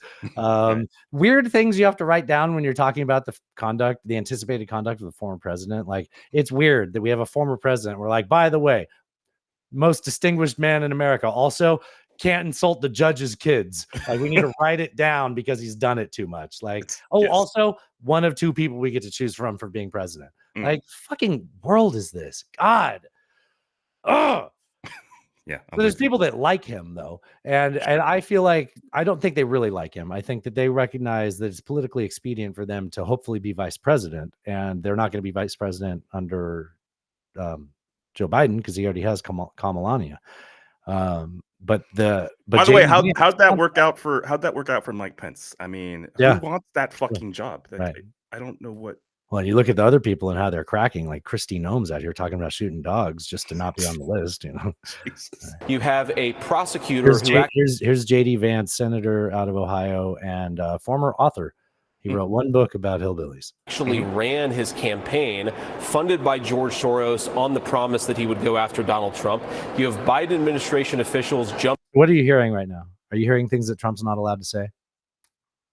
Yeah, I mean, so essentially, he starts off in the middle of it. He's talking about the judge's son or daughter or whatever. Which all of them did. They all brought that up. Essentially, these are his surrogates saying the things he's not allowed to say because of Right. his gag order.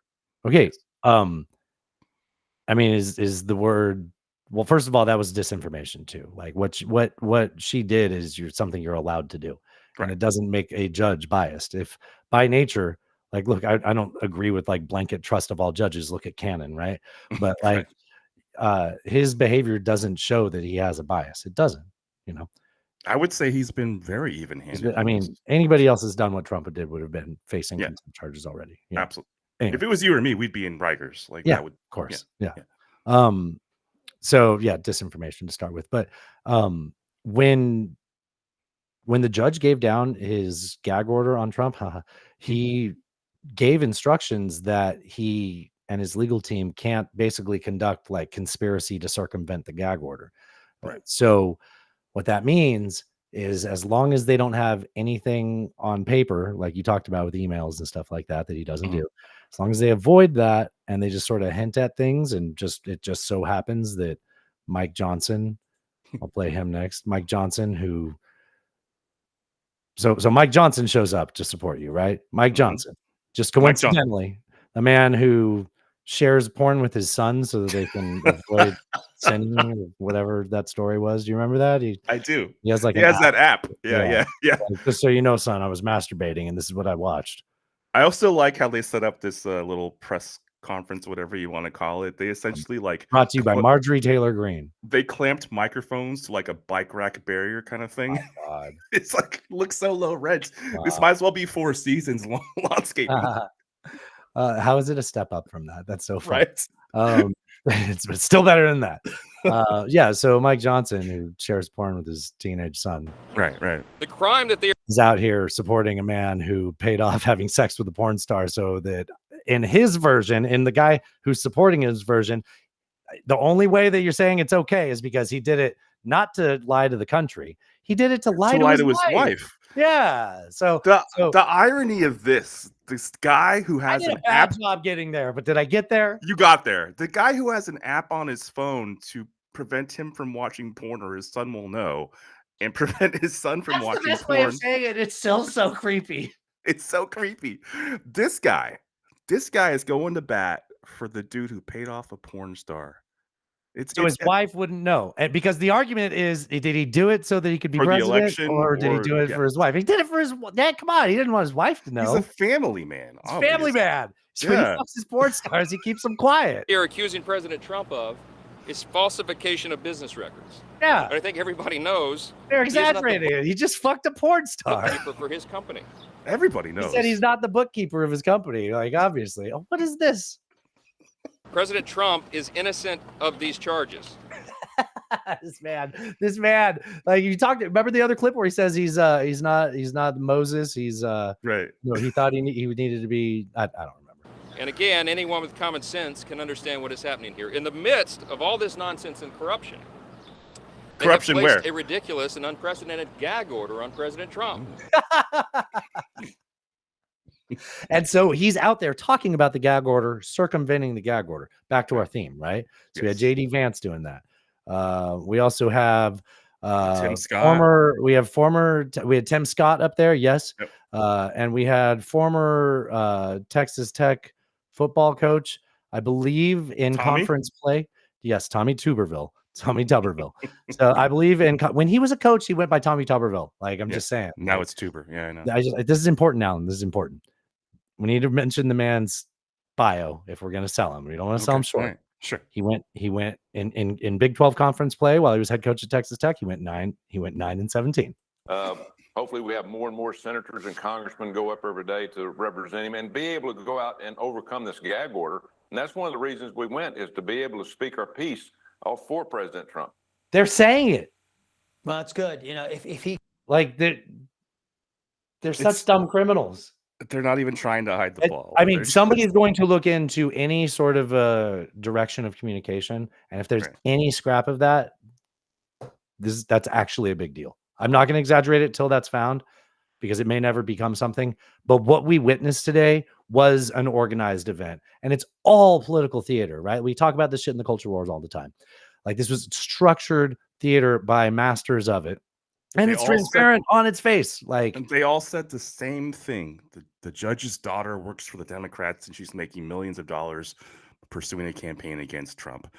They almost to the word, they all Yeah. said the same Yeah. fucking thing. It's like, are you okay? Clearly, this is this is a contrived campaign. There's no other way it happens. I mean, there's going to be a text message that sounds organized on that. Like, It won't be from Trump. No, it won't be. Yeah, it won't be. And that's the most hilarious part. These people all walk right into the fucking propeller, right? Right. They're like, this is the line to have everything I stand for get destroyed. Of course, I'll attach my name to Trump. Everything. I'm not the first person to say it, and I'm too self-conscious to act like I am. Everything Trump touches, he destroys, and it's just he skates by. Like, you are going to get turned up in this. Like, you're not going to be the one. Again, just to re-emphasize, these people are trying to sign up for the job that Mike Pence held, which on January 6th, people were trying to hang him, chanting, "Hang Mike Pence, hang Mike Pence." They want that job. History's full of this, though, right? Dude, Like, history's full of people that should know better. And you can look at somebody like Cohen, who was a loyal sycophant to Trump Yeah. for years and years and years, Yeah. did his bidding, understood the dog whistle. When he says, take care of it, I know what to do. I take out a mortgage on my house to take care of this man because that's my job. That's my purpose.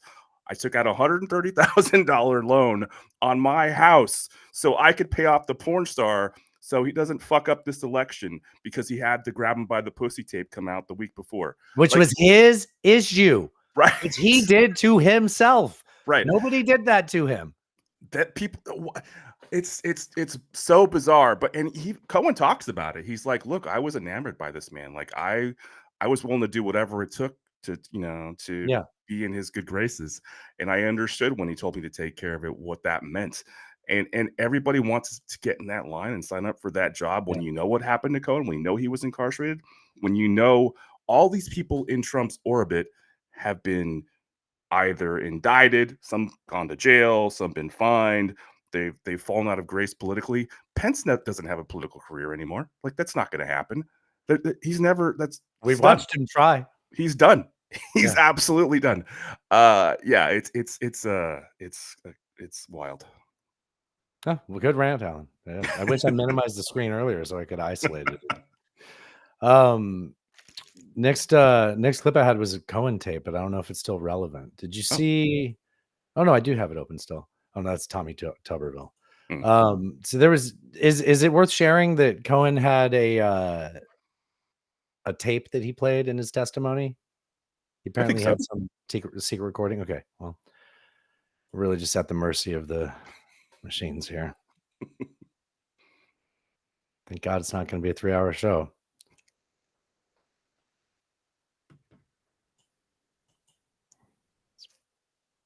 It's infuriating.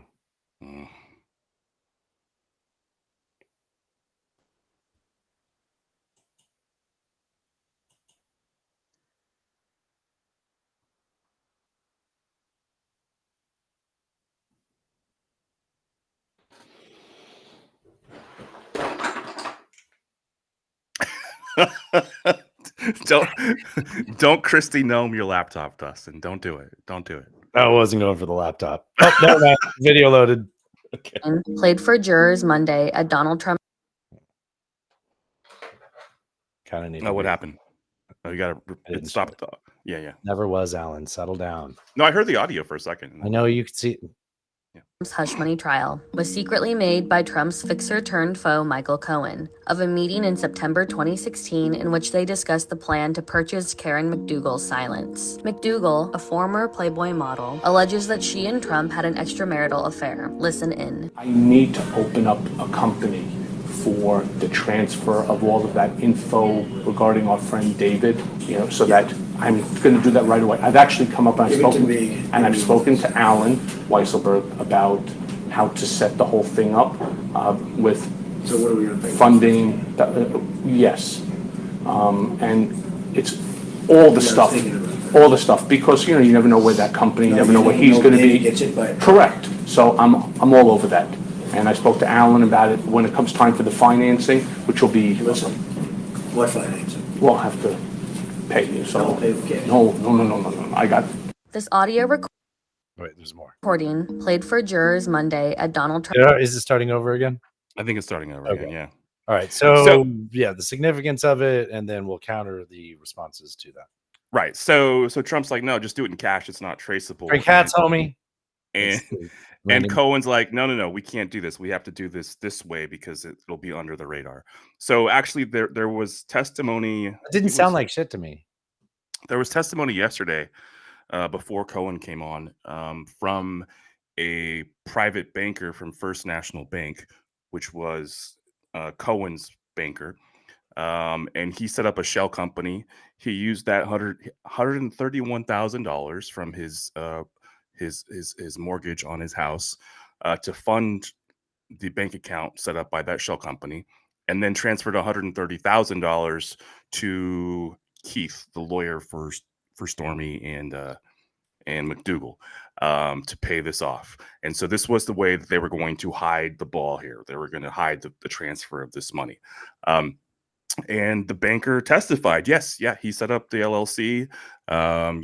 He funded the account with this money, and yes, he transferred it like the next day. So essentially, so does Cohen's testimony even matter then? Like, it sounds like that testimony is what matters. I guess he's proven his point. When Cohen says it, they can say the thing that he said you earlier.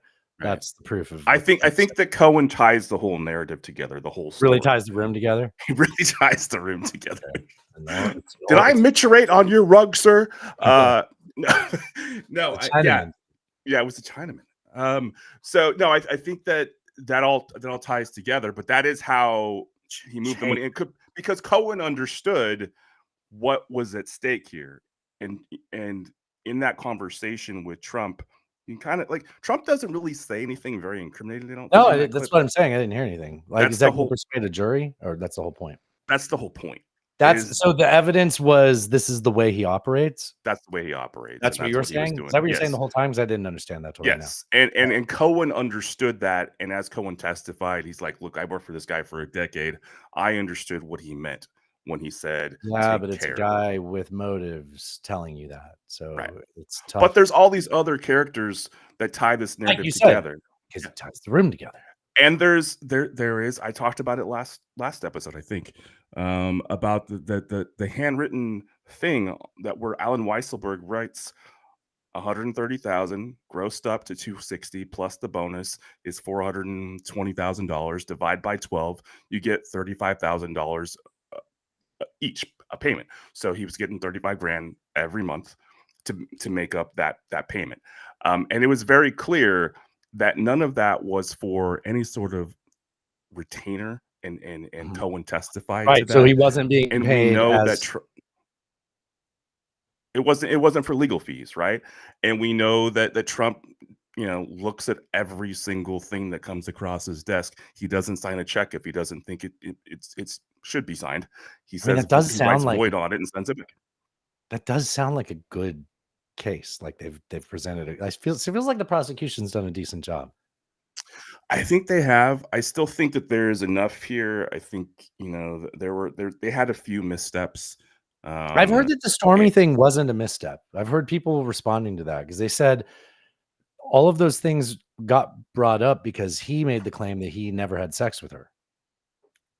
Yeah, but I feel like they kind of took the bait with that. It's like, sure, he said that. They did take the bait, and the judge was clearly annoyed. Bothered by it. You're not getting any favors. Right. And the jury certainly typically will react to that sort of thing. And all they need is one juror to say, no, it's a hung jury. It's over. When you hear her tell her story, it does sound like she was surprised by, because we heard the story as she went up to his room to hook up with him, but it was a friend, a handler of their handlers got together and told each other he wants to meet you. Yeah, which is different. It is different. I mean you would not think that. I think there's a certain. I'm sure as a porn star, every man wants to fuck you, but at some point you got to think sure, he's a hornball and a playboy, but I'm not gonna fuck Donald Trump in his room tonight. Damn it, James, don't.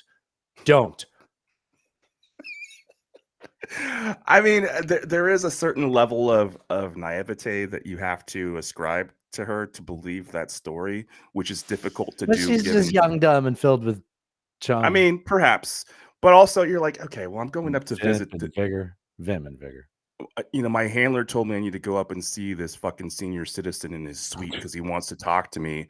And perhaps you're thinking, you know, like, I mean, worst case scenario, he wants to see my tits or something. Like, I don't know, but like, I mean, her story is that she had no idea what she was walking into. He didn't make her do it. She doesn't say that. I know. It's at the end of the day. Like, we're talking about something she chose to do. But I mean, I think yes and no. I think that there is a power dynamic imbalance that is created in that sort of environment where he didn't force her to do anything. He didn't, in her words, he didn't rape her, but, and she even describes this in her testimony, is like that environment. She felt like, oh, fuck, what did I do? What did I get myself into? I just got to get through this. And if there was anybody else but him, that wouldn't have been a factor. Yeah. Yeah. And I get that. I do get the distinction there. Yeah. Ooh, living on the edge there, Alan. I know. Me and the boys are edgy. Well, let's get into the rest of the Trump cult. Joe Biden put my. Oh, hold on. Joe Biden did what? Joe Biden put my friends in jail for no reason, for walking around the Capitol. Get the fuck out of here. Walk around the Capitol? That's terrible. Just for walking around the Capitol? What? Oh, it's January 6th. On that day. That's the new 4th of July, baby. January 6th. Free the POWs. Proud Boys, baby. Wait, POWs? POWs are prisoners of what? Of war. Prisoner of. Oh, not war, but it's. Oh, you just thought, oh, wait, no, not war. Never mind. Hold on. No, not You're saying war. January 6th, they're prisoners of war because that was an act of war? No, it was an act of war. Sorry, misspoke. You think the insurrection was an act of war? No, it was an act of. It was an act of. War. You said POWs, right? I wouldn't say POWs. I misspoke. Sorry. I would say Baby, it was it's an all act. like fucking Carl, like Long Island trash. Hey, baby, January 6th, it's the new 4th of July. They're just tourists. Oh, nope, just joking. Hold on. They're just tourists walking around, but also they're prisoners of war. Of trespassing. Trespassing. Joe Biden put Yeah. my Prisoners of trespass. I like how OPP is playing in the background. Right? That- Like, it's that so kinda adds- stereotypical, right? Yeah, just Yeah. imagining Marky Mark in the background just beating up a Filipino. Yeah, I that's remember what it being like a little kid and hearing that song and asking an older. Oh, OPP. I so bad. I apologize. I got OPP confused with some Mark Wahlberg song. Oh, I remember like asking like He did beat up a Filipino though. I remember asking like an older church lady what that meant. Oh dear. Yeah, and I was What is probably she like, doing? Other people's property. They tell you in the song. They tell you it like a few different times what the song. I think she just said referred me to my parents. I believe is what she did. Nobody's listening. I got something like that. Okay, do tell. So, all right. Okay, go. So I just woke up from a nap. Yeah. I couldn't be more than 8. 'Cause Okay. This is still in Carl Mountain Ranch. We hadn't moved to Penasquitos yet, just houses. And I woke up from a nap and I hear what I think is my mom suffering in some manner. Oh no. And I creep up to the door because the floors sort of creak. Mm-hmm. And I think I hear that maybe she needs help. But I'm just a little lad. Like I can't stop my stepdad, you know. Yeah, you're a little lad who likes strawberries and cream. So I have a little lad who likes berries and cream. Something like that. So then I go across the street where our neighborhood friends are outside having like a sunny summer day with the pool. Sure. And my Yeah, friends they're there. enjoying their. And I go up to the parents and I say, like, can you help me? I think my daddy's hurting my mommy. Oh, no. This man, now's a good time in the story to tell you that this man is a priest. So he's heavenly blessed and worldly wise, and Right, of course. he recognizes the situation pretty He quickly. understands the He assignment. recommends that everything's probably okay, and I should just not tell anyone else about Right? that. Why don't you just hang out over here? Maybe have a hot dog. Like, just I think that's what happened. yeah. Yeah. Never really got resolved. Never found out what was happening, but I mean, yeah, we know. I hope you don't. No, my mother's a saint now, and I don't know what you're fucking implying. All right. Man. Oh, What a wow. show to hide that in. I know. Say this has been like we're doing our best, but we're off. This is not my A game. I hope you guys are enjoying this, but there you go. I Gave think you a we- little tidbit. Yeah, Even- yeah. I think we always stick around on Untaken because there'll be something there. there'll be a gem eventually. So, do you know about this with Trump versus Lawrence O'Donnell? So not Lawrence sure. O'Donnell's been making Trump feel bad. Oh no, this is Lawrence. Okay, here, let me just play the clip. Maybe I don't set it up right. God forbid I set it up wrong and have to edit. Donald Trump is having quite the day on the day off from his criminal trial. This is last Thursday's news, but I haven't heard this talked about since then. Spotted ratings challenged Lawrence O'Donnell of MSDNC in the courthouse today. I haven't seen him in years. He looks like shit, a real loser. It's a really bad feeling to have your constitutional right to free speech such. Wait, did the former president single out a news anchor and say he looks like shit? That's very funny. I hadn't heard this, but I know that I want to say Anna Bauer from Lawfare did make a comment. You have a crush on Anna Bauer. I kind of do. Like last week or the week before, where she said that she saw Trump sort of mean mugged Lawrence O'Donnell because Yeah, that's what this made me think of. Yeah. And because Lawrence O'Donnell has been saying, like, he's been pointing out Trump sleeping and stuff like that. Right. A big part of life in our country so unfairly taken from you. Gag order simply limits you from attacking witnesses in the case or threatening them, attacking the jury or attacking family members of the court and the district attorney. That's the restriction because you're a criminal defendant. Someone needs to hold him accountable. That's what we're doing here. Donald Trump was the smartest student I ever had. That's not what Donald Trump's professor said. They quite literally changed the quote of Donald Trump's professor. Trump's professor said, quote, Donald Trump was the dumbest goddamn student I ever had. William T. Kelly, former Wharton professor. Donald Trump is having quite the day why on was the. that a follow-up to the previous clip? They that just doesn't that into- seem. That was Yeah. just like, oh, by the way. It doesn't. It seems like a non sequitur, but No, yeah. it still was funny. Yeah, I mean, it's the section of the show to give me a curveball like that. Yeah. Oh, Donald Trump says, don't read ahead, Alan. Donald Trump says Marjorie Taylor Greene has what? I absolutely love Marjorie Taylor Greene. The so-called plane that crashed into the Pentagon. It's odd. What? There's never any evidence shown for a plane in the Pentagon. But anyways, I'm not going to dive into the 9/11 conspiracy. She's got spirit. If you want to be a big girl, you need to get rid of your diaper and come out and be able to talk to the American citizens instead of us having to use a flap, a little flap. She's got fight. She's got spunk. No. Oh, she's got what? Spunk. Thanks, Alan. I appreciate that. You don't always make it so easy. What is it? 215 spunk. That's going on the board for sure. Yep. I got a spot for it right there. I'm gonna leave him blank. You can leave your nope. I'm gonna say that. It's some tissue. Have you ever used tissue? That's always made me laugh. It's like, does this imply that people actually keep a box of tissue next to the bed? Who masturbates in their bed anymore? You do it on the toilet, right? Where nobody knows. What? Never mind. I'm going to take the fifth on that. Alan lives alone. He's just in the living room, just cranking it, treating his body like an amusement park, just like sitting in a fucking camp chair. I can't back in the corner when he's done. I can't confirm or deny. All right. Yeah. It'd be better if I had this clip ready already. Trump left unhappy. Oh, I think I played this clip already. This is where Trump was like, he stormed out unhappy. Has anyone ever noticed that there's No, this is just Trump saying the left is unhappy. This is really funny. This is just Andy Rooney. Has anyone ever noticed? Has anyone ever noticed that there's just no happiness on the left? They're not happy. They're not happy people, and for good reason. Thank you very much. That's it. That was the whole thing. And then it goes to a text Trump and the number to donate. That was the whole fucking thing. Thank you very much. Has anybody ever noticed? They're just unhappy. That's it. Thank you very much. Unbelievable, right?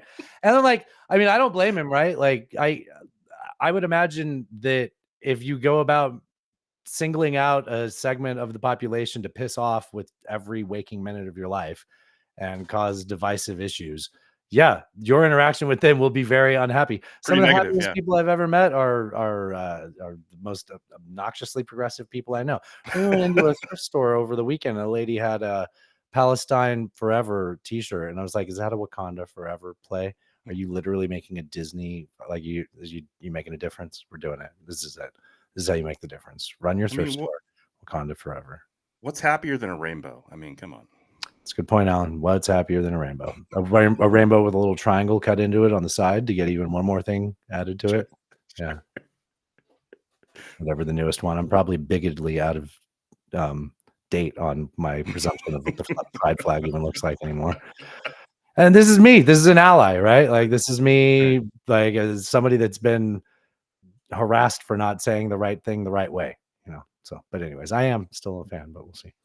See how it goes, guys. If you still like me. Oh, this is Donald Trump being a good father. Barron Trump just turned 18. He's a very young guy, and he's graduating from high school this year. He's a very good student, very smart, and I think that's great. I think it's very interesting too. But he's pretty young, I will say.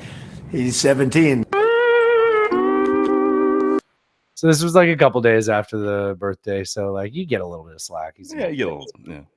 But I mean, Isn't Joe Biden couldn't remember the year his son died, and they're like, "What the fuck?" Isn't the graduation this Friday? I think It is, and he's 100% not going, right? Yeah, there's no way. Yeah, it's on the 5th, 19th, I thought, actually. Oh, So, okay. yeah, it's next week sometime.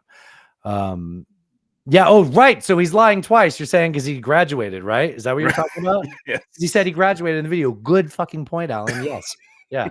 This is no. Okay. Fact check, both false. Not that they matter, but like again, there was a story about Barron was going to be. It got picked up by all the outlets. Barron was going to be a delegate in Florida. Oh. You didn't hear about that? No, I don't think so. That got reported. I didn't hear the retraction until I was listening to Buzz Burbank today. And yeah, it got reported. I'm pretty sure it just got back to Melania, and she's like, "Excuse me, fucking no. Like, you didn't check with me first." Like, and then they released a press release on Barron's behalf saying that he has a scheduling conflict or something. He has other, yeah. The day his dad's doing his right. residential thing.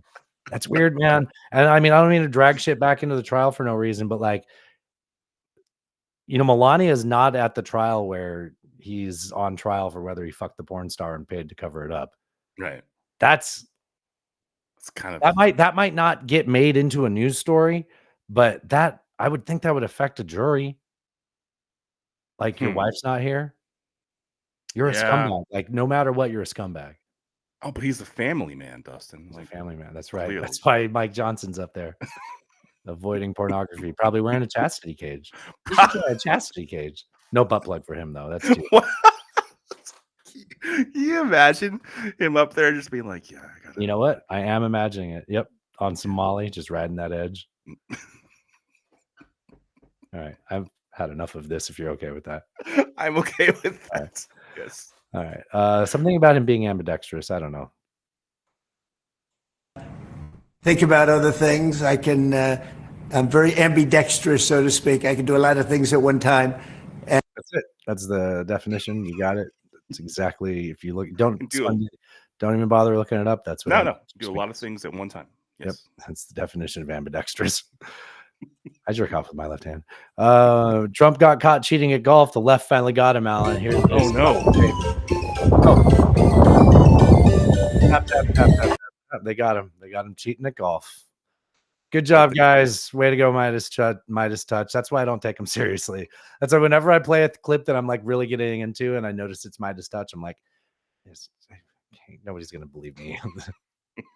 I like the carnival music in the background. Yeah, it's great for a podcast. Yeah, it's great. Yeah. This is probably his best clip of the week. Again, like, God forbid Biden fucking talks, right? Meanwhile, Trump just goes out there and says things like the late, great Hannibal Lecter. Anthony Hopkins still alive. This is how rumors get started. Silence of the Lamb. Has anyone ever seen a Silence of the Lamb? One lamb. Just a single one. Just Silence of the Lamb. Silence of the One Lamb. screaming. The late, great Hannibal Lecter is a wonderful man. He oftentimes would Wait, so hold on. The late, great one. He's a wonderful man. He's a wonderful man. have a friend for dinner. Remember the last scene? Excuse me, I'm about to have a friend for dinner. As this poor doctor walked by. I'm about to have a friend for dinner, but Hannibal Lecter. Congratulations, the late, great Hannibal Lecter. Silence of... What is he talking about? I don't know. I believe it was in the middle of a rant about border security. One lamb. Just Silence one. of the Lamb. I had his brain with fava beans and a Chianti. Yes. Yes. He killed those cops, right? He beat those He's a cops. wonderful man. Wonderful man. He's a wonderful man. Yes. It's not a real person. Like, do we have to say that? Like, I don't think so. why on earth? Okay. The late, great. The late greats. Okay. Poor Anthony Hopkins on death's door, just like, hey man, Hey dude, I'm still here. I'm still here. They're still doing series about that guy. He ain't dead yet. So here is, we don't always do this, but this is the full 90 seconds of Trump's, this is Trump's full Jersey Shore rally in 95 seconds. The most grossly incompetent man in government, the worst president ever of any country. The whole world is laughing at him. He's a fool. A gentleman named Donald J. Trump. Have you heard of him? Executing the baby after birth. Execute the baby. Execute the baby after birth. Turn up here screaming like a lunatic. You cannot call Chris Christie a fat pig. You cannot do that. He's a fat pig because you're not allowed to use the fat word. You know, you can use almost any word, but you can't use the fat word. If you call somebody fat, it's career ending. You know who he is? Fat Alvin. We're all fat. Everything they touch turns to what? You shouldn't use that kind of language. Hot dogs. Let's talk about hot dogs. I just had one, actually. I just had the best hot dog, so I said, Frank, I'm sorry. Now, Pavarotti was a good... He made up Frank, right? He's like Frankfurter. The guy's named Frank, Good friend. First lady, how great a speech was that? Who else is... I stepped over that. He said Pavarotti was a good friend. strong like that? Nobody could draw crowds like that. How great was I? She said, you were okay. Oh, Donald, I love you so much. You're doing such a good job. That's nice. He's a nice-looking man. Donald. That's me. Tell him you can't do that stuff. Don't do it. Shut up! Silence of the Lamb. Has anyone ever seen a Silence of the Lamb? The late, great Hannibal Lecter is a wonderful man. He oftentimes would have a friend for dinner. When they start leaving, it's time for me to hang it up, right? But I just had a hot dog, and it was very good. By the way, this man bringing up anybody else's BMI, like, they're what are you talking about? He's 6'3", 215 pounds. You put it down at the. He's a model of health. Model of health. Yeah. So, I mean, that's a striking figure. Yep, that's his Jersey rally. Yep. This one's fun. This is just a 12-second rant. Oh no, we already played this rambling. Yeah, we already played this. It is funny though. Poor half-frozen snake. His pretty colored skin had been all frosted with the dew. I don't understand why anybody left. Frosted with the dew. Frosted with the dew. Maybe he watched Seinfeld's new movie and that was just on the brain, Oh, maybe the unfrosted. Yeah. Yeah. Did you watch it yet? No. You should have watched it with the family up in Washington, Alan. Jeez, I know. We do watch the movies, but not that. Wasted that time around the bonfire, and you could have been watching that. I don't know what this word is. Done by Biden. Carried out by Ray. Right, all being done by him. All done by Biden. Carried out by Ray. That's right, all being done by him. All done by Biden. Carried out by Ray. Carried out by right. Carried out by right. Oh, and then sorry. That's right, all. Sorry. What the fuck was that? I don't know. Carried out by right. I can't even translate that. I guess this sort of translates. This sort of Transitions. That's the word. You're my buddy. This sort of transitions between best of the Trump cult and best of the rest of the right. This is a MAGA dude. This is Johnny McKenty. Johnny McKenty. He's one of the Project 25s. Project 25. One of the like heritage, the people that are like getting all the staffing in order and putting the agenda together for Trump's second administration. This is an old viral video of him talking about something that is very illegal. So I always keep this fake Hollywood money in my car. So Definitely when a homeless person asks for money, then I give them like a fake $5 bill. So I feel good about myself. They feel good. And then when they go to use it, they get arrested. So I'm actually like helping clean up the community. Right. Yeah. You get a George Floyd every once in a while. Every once in a while is a George Floyd. You know, most of the time they just get arrested and you get them off the streets. But every once in a while you get the summer of 2020. So you got to be careful. It's a real double-edged sword there.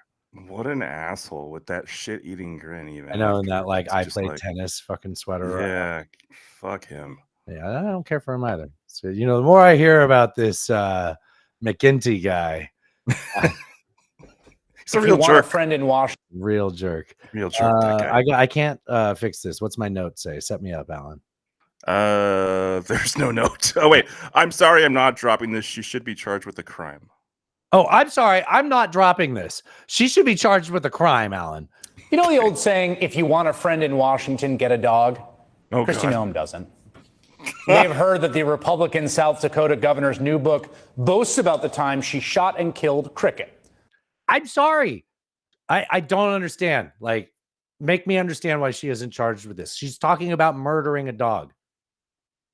Like the whole story is like, yeah, I didn't take this dog to a shelter, so I killed it. Like, no, like we've had some fun with this. She killed an animal. Like, yeah, not presidential vice president candidate. Great point. That's not the point.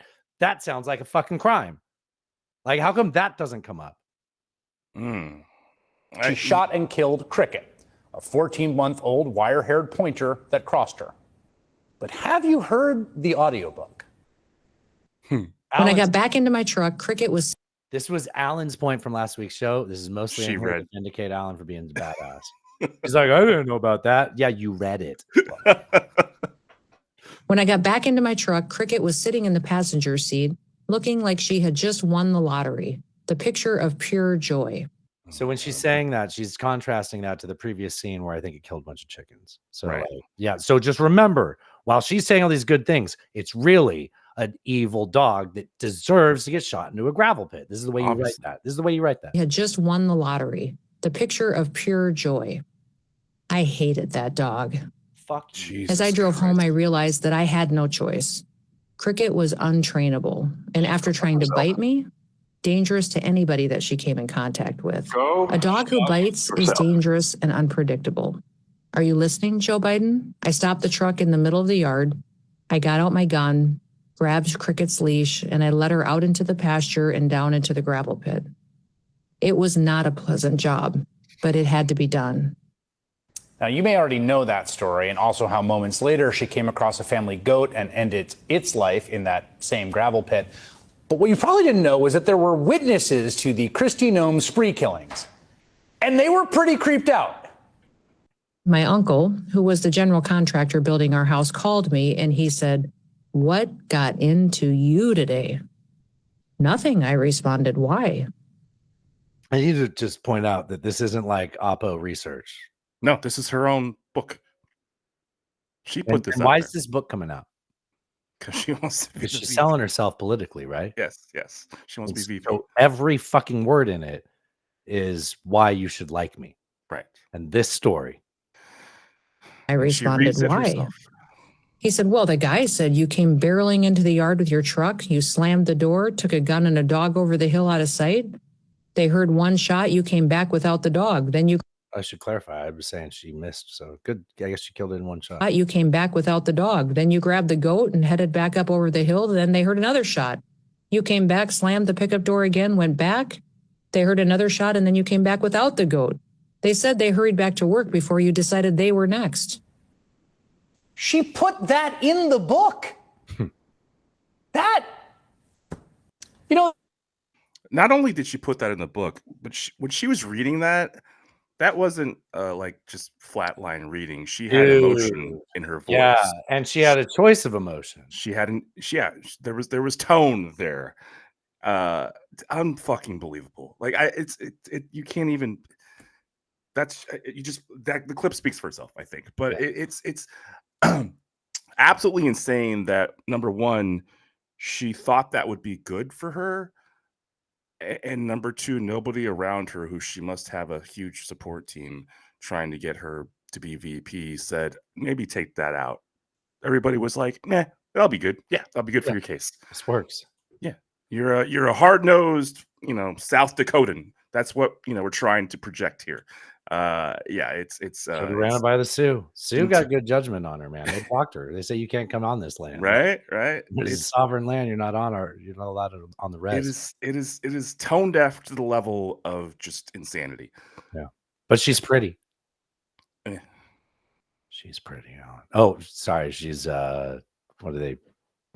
Ugly Hollywood, right? Like politics adds 3 numbers. Sure. Yeah. It does, right? Politics definitely adds 3 numbers. She's definitely not my type. You know what? Likewise. Okay. Yeah. Although, I mean, you take the dog killing out of it. You can't. Sounds like a real take charge lady. If I didn't have my finger holding something else down, I'd find the margarita button. But now I have a clip that is the closest Fox News will ever get to calling out Trump and praising Biden. Oh, can't wait. Yeah, get ready. Peter, this new AI. Peter Ducey. Okay, we just got to get this straight once and for all. Right. Peter Ducey is the Peter kid. Ducey. Right. Peter. Microsoft thing, $3 billion, big job creators. That's in Racine. Isn't that the same town that Foxconn said, I don't know, 5-6 years ago, we're going to build a big plant, and they never did? Yes, and that was a huge Trump announcement back then, and he said that the factory was going to be the 8th wonder of the world, but then Foxconn decided to really scale back their plans, and the land is still available, so Microsoft is going in. It's going to be good for those people. So, and I wonder if that has anything to do with the Microsoft going in.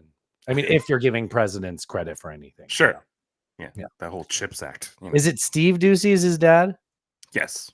Yeah. Okay, so this is going to be a problem. On Family Guy, Peter's the dad and Steve's the son. Oh. Is it Steve? Stevie? Steve. I think it's just Steve. Stewie. No, Stewie's the baby. Not a problem. Back to not being a problem. All right. We'll go to Katie Britt. Holy shit, dude. Oh, God. Holy shit with Katie Britt this week. So last time we checked in on Katie Britt, she was looking exactly like she does if you're on the Patreon. Eyes closed with a creepy background, just weird lighting, not reading the room, just talking like a fucking hostage wife. Well, last time she was in the kitchen, I think. Yes. Sure yeah. Well, this is a Zoom background, Alan. Right. Okay. Right. Unless you think she's in the room that perfectly frames the Capitol dome behind her. Like, so Katie Britt. She's in Alabama. The Capitol can't be behind her. Oh, that's true. With her banjo on her knee. So Katie Britt, she gave the rebuttal after the State of the Union. Right. Creeped everybody out, and then they tucked her away for about 100 days or whatever, and they brought her back out. They're like, we still believe in you. You just need to go back into the farm team. So she makes this statement. I don't know why they picked her to make this statement. Well, maybe because she's mama senator or whatever. Sure. Mama congressman. Senator. Okay. Junior senator from Illinois. Oh my God, I have a good point.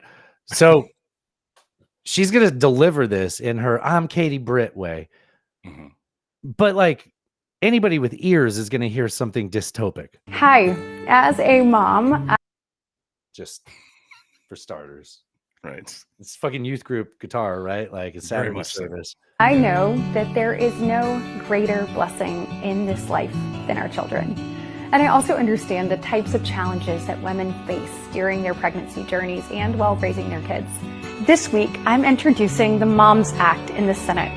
The Moms Act stands called the Moms Act. Who cares what it stands for, right?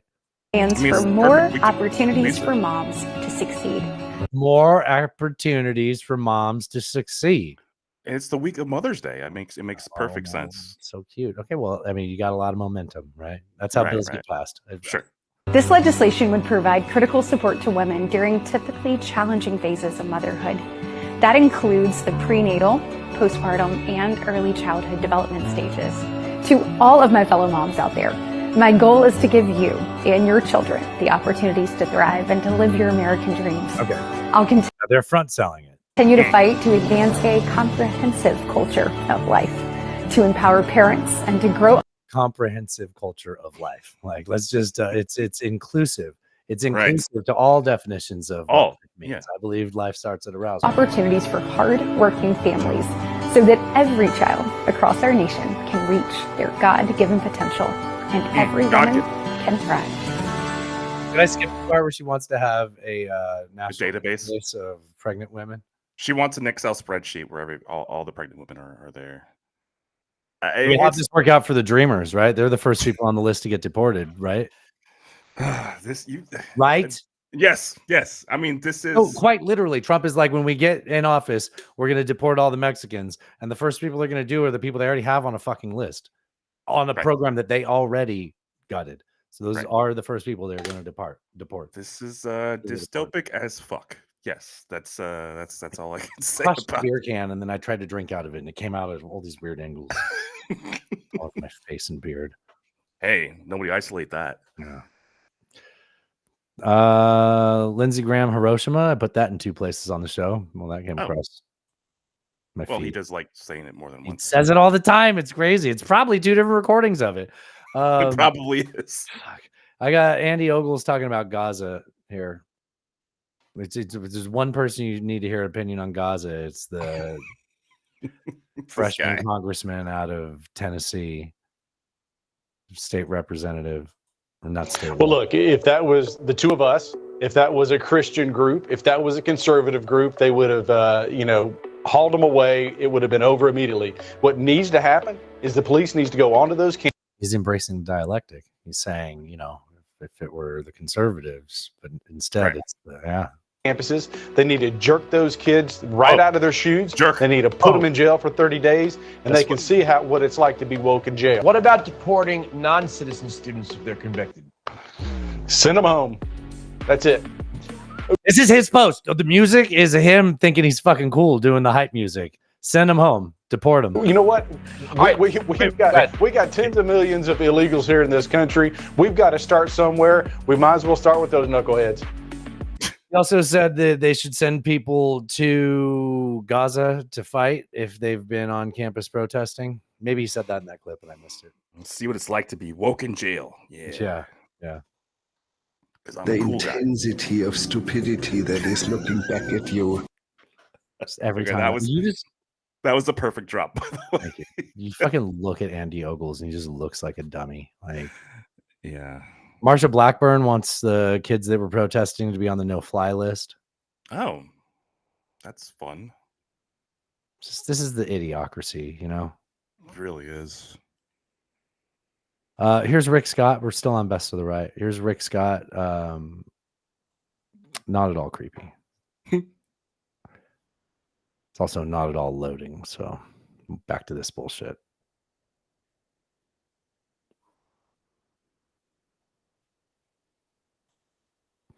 I get Rick Scott and Tim Scott confused.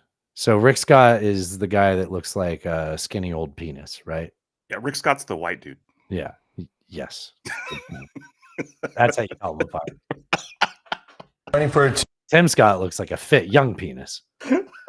6 more years in the Senate. How much harder is your job, being that it's now 6 weeks abortion, and that's going to be a referendum in Florida, and it makes it so much harder for Republicans? It doesn't care if you're pro-life or pro-choice. No, the number one issue in my state is the border. Number 2 is inflation. But the Democrats, all they're talking about, all they're going to run on is abortion. Running for 6. Yeah, AKA all the women I tell them what to do with their body seem to love what I have to say. Get those words out. Yeah, you got those words out. Yeah, they want to run on abortion, but I just want to talk about inflation and the border security, which we could have passed something to do with both of those things, but we didn't. How about that? Because Republicans came up with it. Right. They're like, what? You guys have been working on this? No. Don't do that. You cannot Cannot do do that. that. I don't care, man. We're still talking about brainworms. I mean, do you think that a Oh, major candidate can say that he had brainworms and we're not going to talk about it 5 days later? let's talk about it You more. know RFK Jr.? Yeah. I didn't share the video. Sorry. That's right. The guy who wants to be president and control the nuclear weapons? Yeah, he has no shoes. Yeah, that guy. The guy who doesn't wear shoes on an airplane. Yeah, exactly. Apparently, in 2010, he had a worm in his brain that ate a chunk of his brain. Wait, I'm sorry. What did you just say to me? I just said RFK Jr., Uh-huh. who wants to be president of the United States. Sure. Right? Okay, Who's yeah. against vaccines, all that different stuff. Yeah. That RFK Jr. Yeah. What's going on with their ceiling tiles? Also, why does he look like the Big Lebowski? I know, but those look like, well, this is Pearl Mania 500. He's got his own look. But those look Yeah, like that's- floor tiles. That's weird. There's like grout on the ceiling tiles. That is odd. Okay. Joe Rogan guy. Yeah, Joe Rogan guy. The guy's been on all the podcasts. Podcast guy. Podcast guy. Mhm. Yeah, he in a deposition in 2012 during his divorce, he said he had cognitive issues because a worm had gotten inside of his brain, eaten part of his brain, but the doctors initially thought it was a brain tumor, and he was about to have surgery for a brain tumor, but then the doctors looked again, and they said, actually the black spot in your brain is the part of your brain that's missing from a worm having eaten it and then died. So he literally has worms for brains? No, he used to have brain Well, worms. they never said they got the worm out. The worm's still in there. No, he said the worm died. But the dead worm. worm carcass is still in his brain where his brain used to be. According to himself. According to himself. Man, did you know the CIA had brain worms on their payroll? I was not aware. The CIA will do anything to get a fucking Kennedy, right? And I'll say this joke again because I know we have less downloads on the Friday show. It's Hereditary. They found slugs in his dad's brain. 38 to be exact. 22. Okay. Thanks. You saw my old note. I did. I've got an oldie but a goodie. This is Joe Biden stuttering some Chinese names. I mean, that. Oh, we're in sounds the best of the left, by the way, guys. Oh yes, thank you. I appreciate that. Yes. I feel like Joe Biden stuttering Chinese names is that fits, right? That's yeah. worthy. And Joan Shingang, I'm going to pronounce right. Shanga. You were never gonna pronounce it right. This is like the chunks of avocado in the guacamole. Kawawa. And Joan Shingang, I'm going to pronounce right. Shanga Kawawa. And I need somebody out there with some creative talent to take that clip and the clip we played of Trump earlier saying nonsense and make make like a summer banger out of it. Like yes, yeah. Put a beat behind it. Let's go. Yeah. Good times. I got another good Hillary clip. This is wait, this is what? No, that's Youngkin. What the hell? I don't know. Well, god damn it. I had a good Hillary clip. Maybe it's the next one. Yeah, you never know. What's the next one say it is? This is Kamala. This is Kamala. This is Kamelania. This is Harris. Just she kind of goes into a few Harrisisms, not quite like you think you fell out of the coconut tree, but sort of like time and the not be burdened by what is, by what will be, and that kind of thing. Yeah. But wheels on the bus. She does say a bad word. Never let anybody tell you who you are. You tell them who you are. Don't ever carry as a personal burden. I am gay. Your capacity to do whatever you dream and aspire to do based I am on a other woman. people's limited ability to see who can do what. This is part of what's involved, is that we have to know that sometimes people will open the door for you and leave it open. Sometimes they won't. I am disabled. And then you need to kick that fucking door down. Oh, shit. Damn. Go, girl. Excuse my language. What if that's like a faculty door on Monday University? They're not listening. Yeah, one of those halls you're not supposed to get into. Doesn't it feel like she's always attempting to be profound and just not quite getting there? It's like me all day today, man. I feel it. Yeah. Girl, I get it. Yeah. Me and Kamelania. I just keep hitting that drum, man. Oh, you know what? It kind of something about that reminded me of the oh no, I just wanted to save this show. He will not. I feel like we should isolate this. We isolate a lot of stuff she says. Remember when she was debating Mike Pence and she said, "I'm speaking"? Vaguely. Oh man, we should have known back then. We were man, an uppity, a woman, uppity broad, not God. Not raise taxes on anybody who makes less than $400,000 He said he's a going to year. repeal the Trump tax cuts. Mr. Vice President, I'm speaking. I'm speaking. I knew you liked that. I think that's actually the origin of Alan's, Kamelania fetish. A little bit, yeah. Oh, a little bit. We've got. I'm out here. I'm speaking. The fuck. Oh, all right. Well, we got him. We got him red-handed. Let's dive into the. It's another battle in the culture wars. Oh, not the culture wars. They're worried about a culture war. Culture wars. Stop with the culture wars. Thanks, Sash, for that.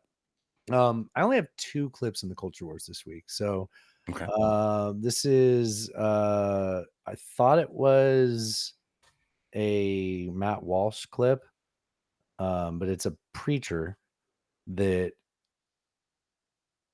the preacher is a Matt Walsh impersonator, as far as my eyes tell me. Why is there all that background noise? Sorry. God appoints some kind of ruler who is unapologetically Christian, and he comes in with a sword and says, "I'm sorry, but lawlessness and wickedness will not be tolerated anymore." And he doesn't force conversions, just for the record, because that's another one of the objections that's just ill-founded. This guy looks like Matt Walsh with his beard and everything. He's a Pastor Joel Webben. Okay, I can hear it, but I can't see it. So. Oh, well, I appreciate that. Hey, if you ever can't see it, that's the same thing. Okay. It's cool you can hear it now. I don't understand. I can't hear it. I don't know why. Yeah. I don't understand why you used to not be able to hear it. I don't know how you can hear it actually, but whatever. Maybe Google updated something. Yeah. He doesn't go around forcing conversions, but instead what he does is he forces external morality. He doesn't force a change of heart. Only the gospel can do that. But what a king can do is he can say, whether you're regenerate or not, you're going to pretend. You're at least going to pretend to be Christian. They're not free thinkers. They're not courageous. They're not intelligent. They're men. And men must be governed. And if they must be governed, then our prayer as Christians that they would be governed in the right direction, at least. I'm honestly lost in this sermon. Like I don't really know what his point was. Something like he just doesn't sound like the world I want to live in. Like I don't. Yeah. So you don't have to be a Christian, but you just have to pretend, and the government's going to force you to. That seems dystopic. Yeah, that's the whole point, right? Like we just run parallel, right? Essentially. Yeah. Yeah. We got a culture war update that we didn't really touch on because it sort of flamed out, and then I guess we talked about it on the Friday. Oh, it's Mr. Nice Guy. Yeah, Congressman Nice Guy has his clip recapping anytime the real culture warriors and his of his coworkers really pull stunts. He calls them out really well. And last week the stunt to talk about was Marjorie's attempted coup to take out Big Mike. Yeah. Well, she did it. A congresswoman from Georgia had been threatening to fire the speaker for weeks. So last week, the speaker met with her to talk about this, and she handed him a list of demands. And it was kind of looking like he was going to give her something so long as she didn't try to fire him, which would have been a good outcome for her. That would have been a win. All she had to do was not try to fire the speaker. Well, so we were almost done for the week. We were doing our last set of votes.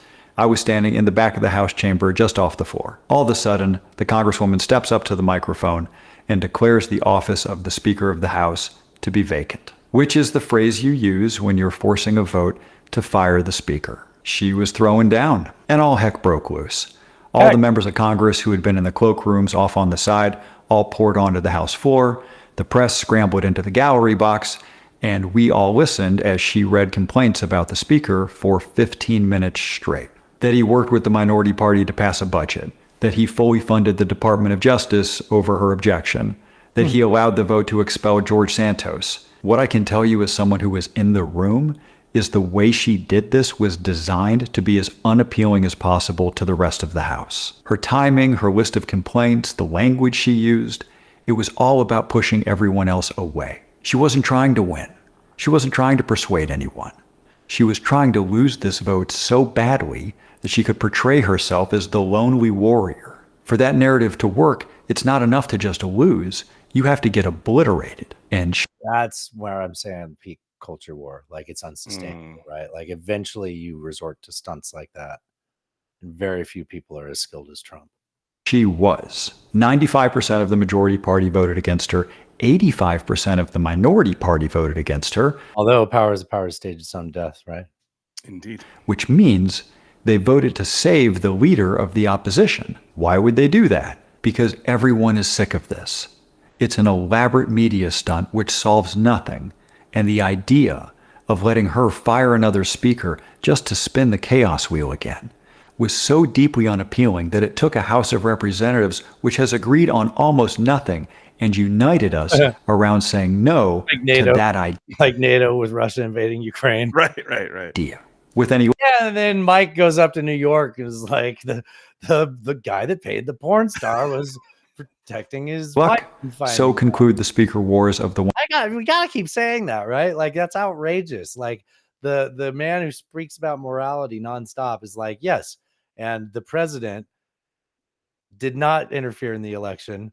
I'm taking a strong stance here. He was covering up so his wife wouldn't find out he fucked the porn star. Yeah, I mean, the dialectic is pretty egregious here. You don't have to put yourself in these positions. 118th Congress. Keep you posted. All right, that guy's the best, though. He is the best. Love that dude. We're gonna miss him, and hopefully he has a long career, though. He's young.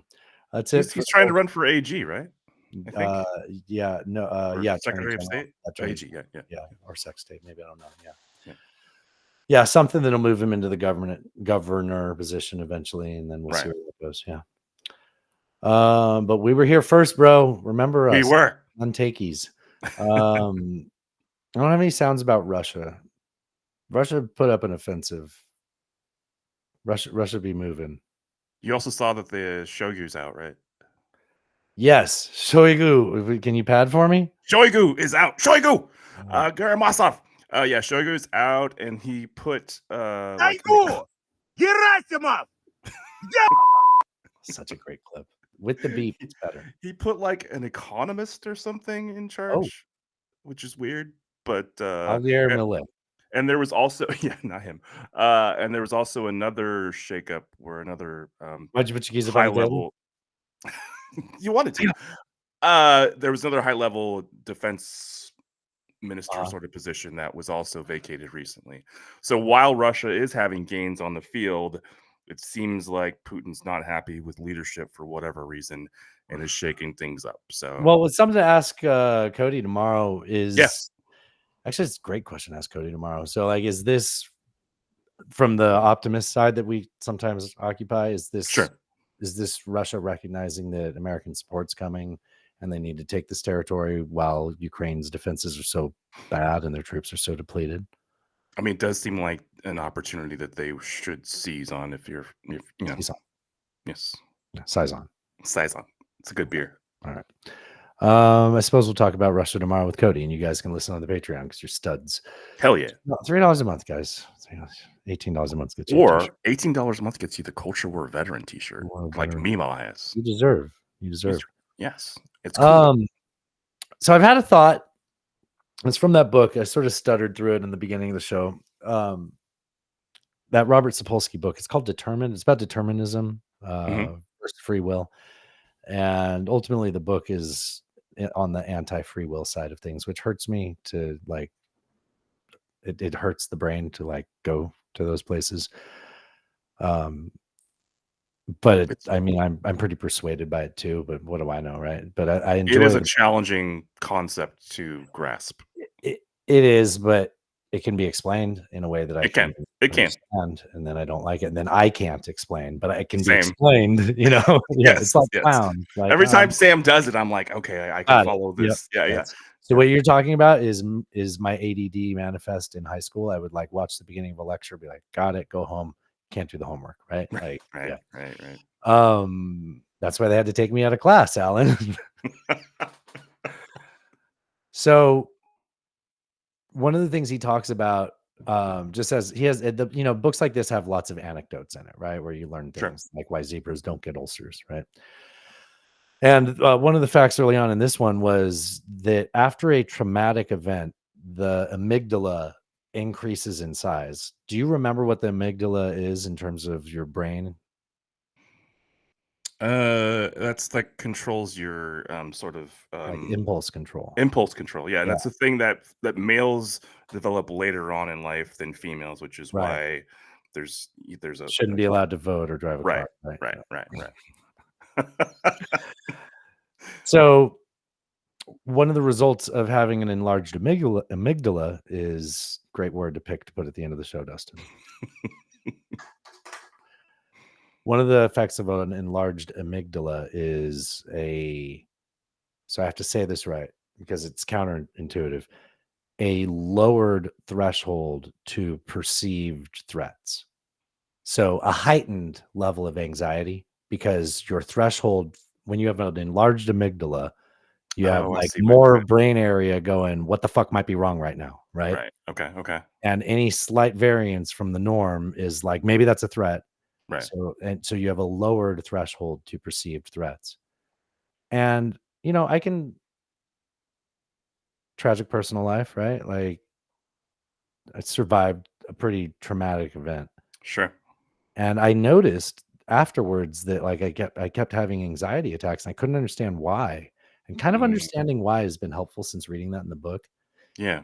Thinking like, okay, like this is the effect of your brain being more sensitive to that. Like, I don't know what you can do to shrink it. Jesus. But then I started thinking more. And this isn't about me.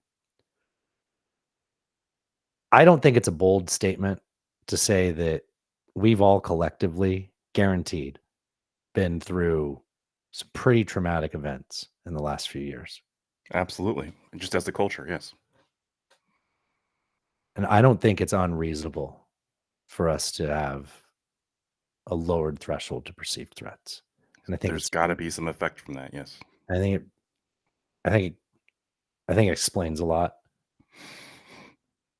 Yeah. No, I can see it. But I think it also helps to like acknowledge it. Yeah, and treat people right, Yeah. Yeah. And maybe take a step back when you're feeling that and go, okay, why do I have this feeling right now? Right. Yeah, intercept it. That was my therapist used to always talk about. Just like, you're not changing anything. You're just recognizing and then intercepting that line of thought, Yeah. And then you learn a toolkit as to how to do that. Right. Best thing I ever did. I guess I could ask a silly question. All right.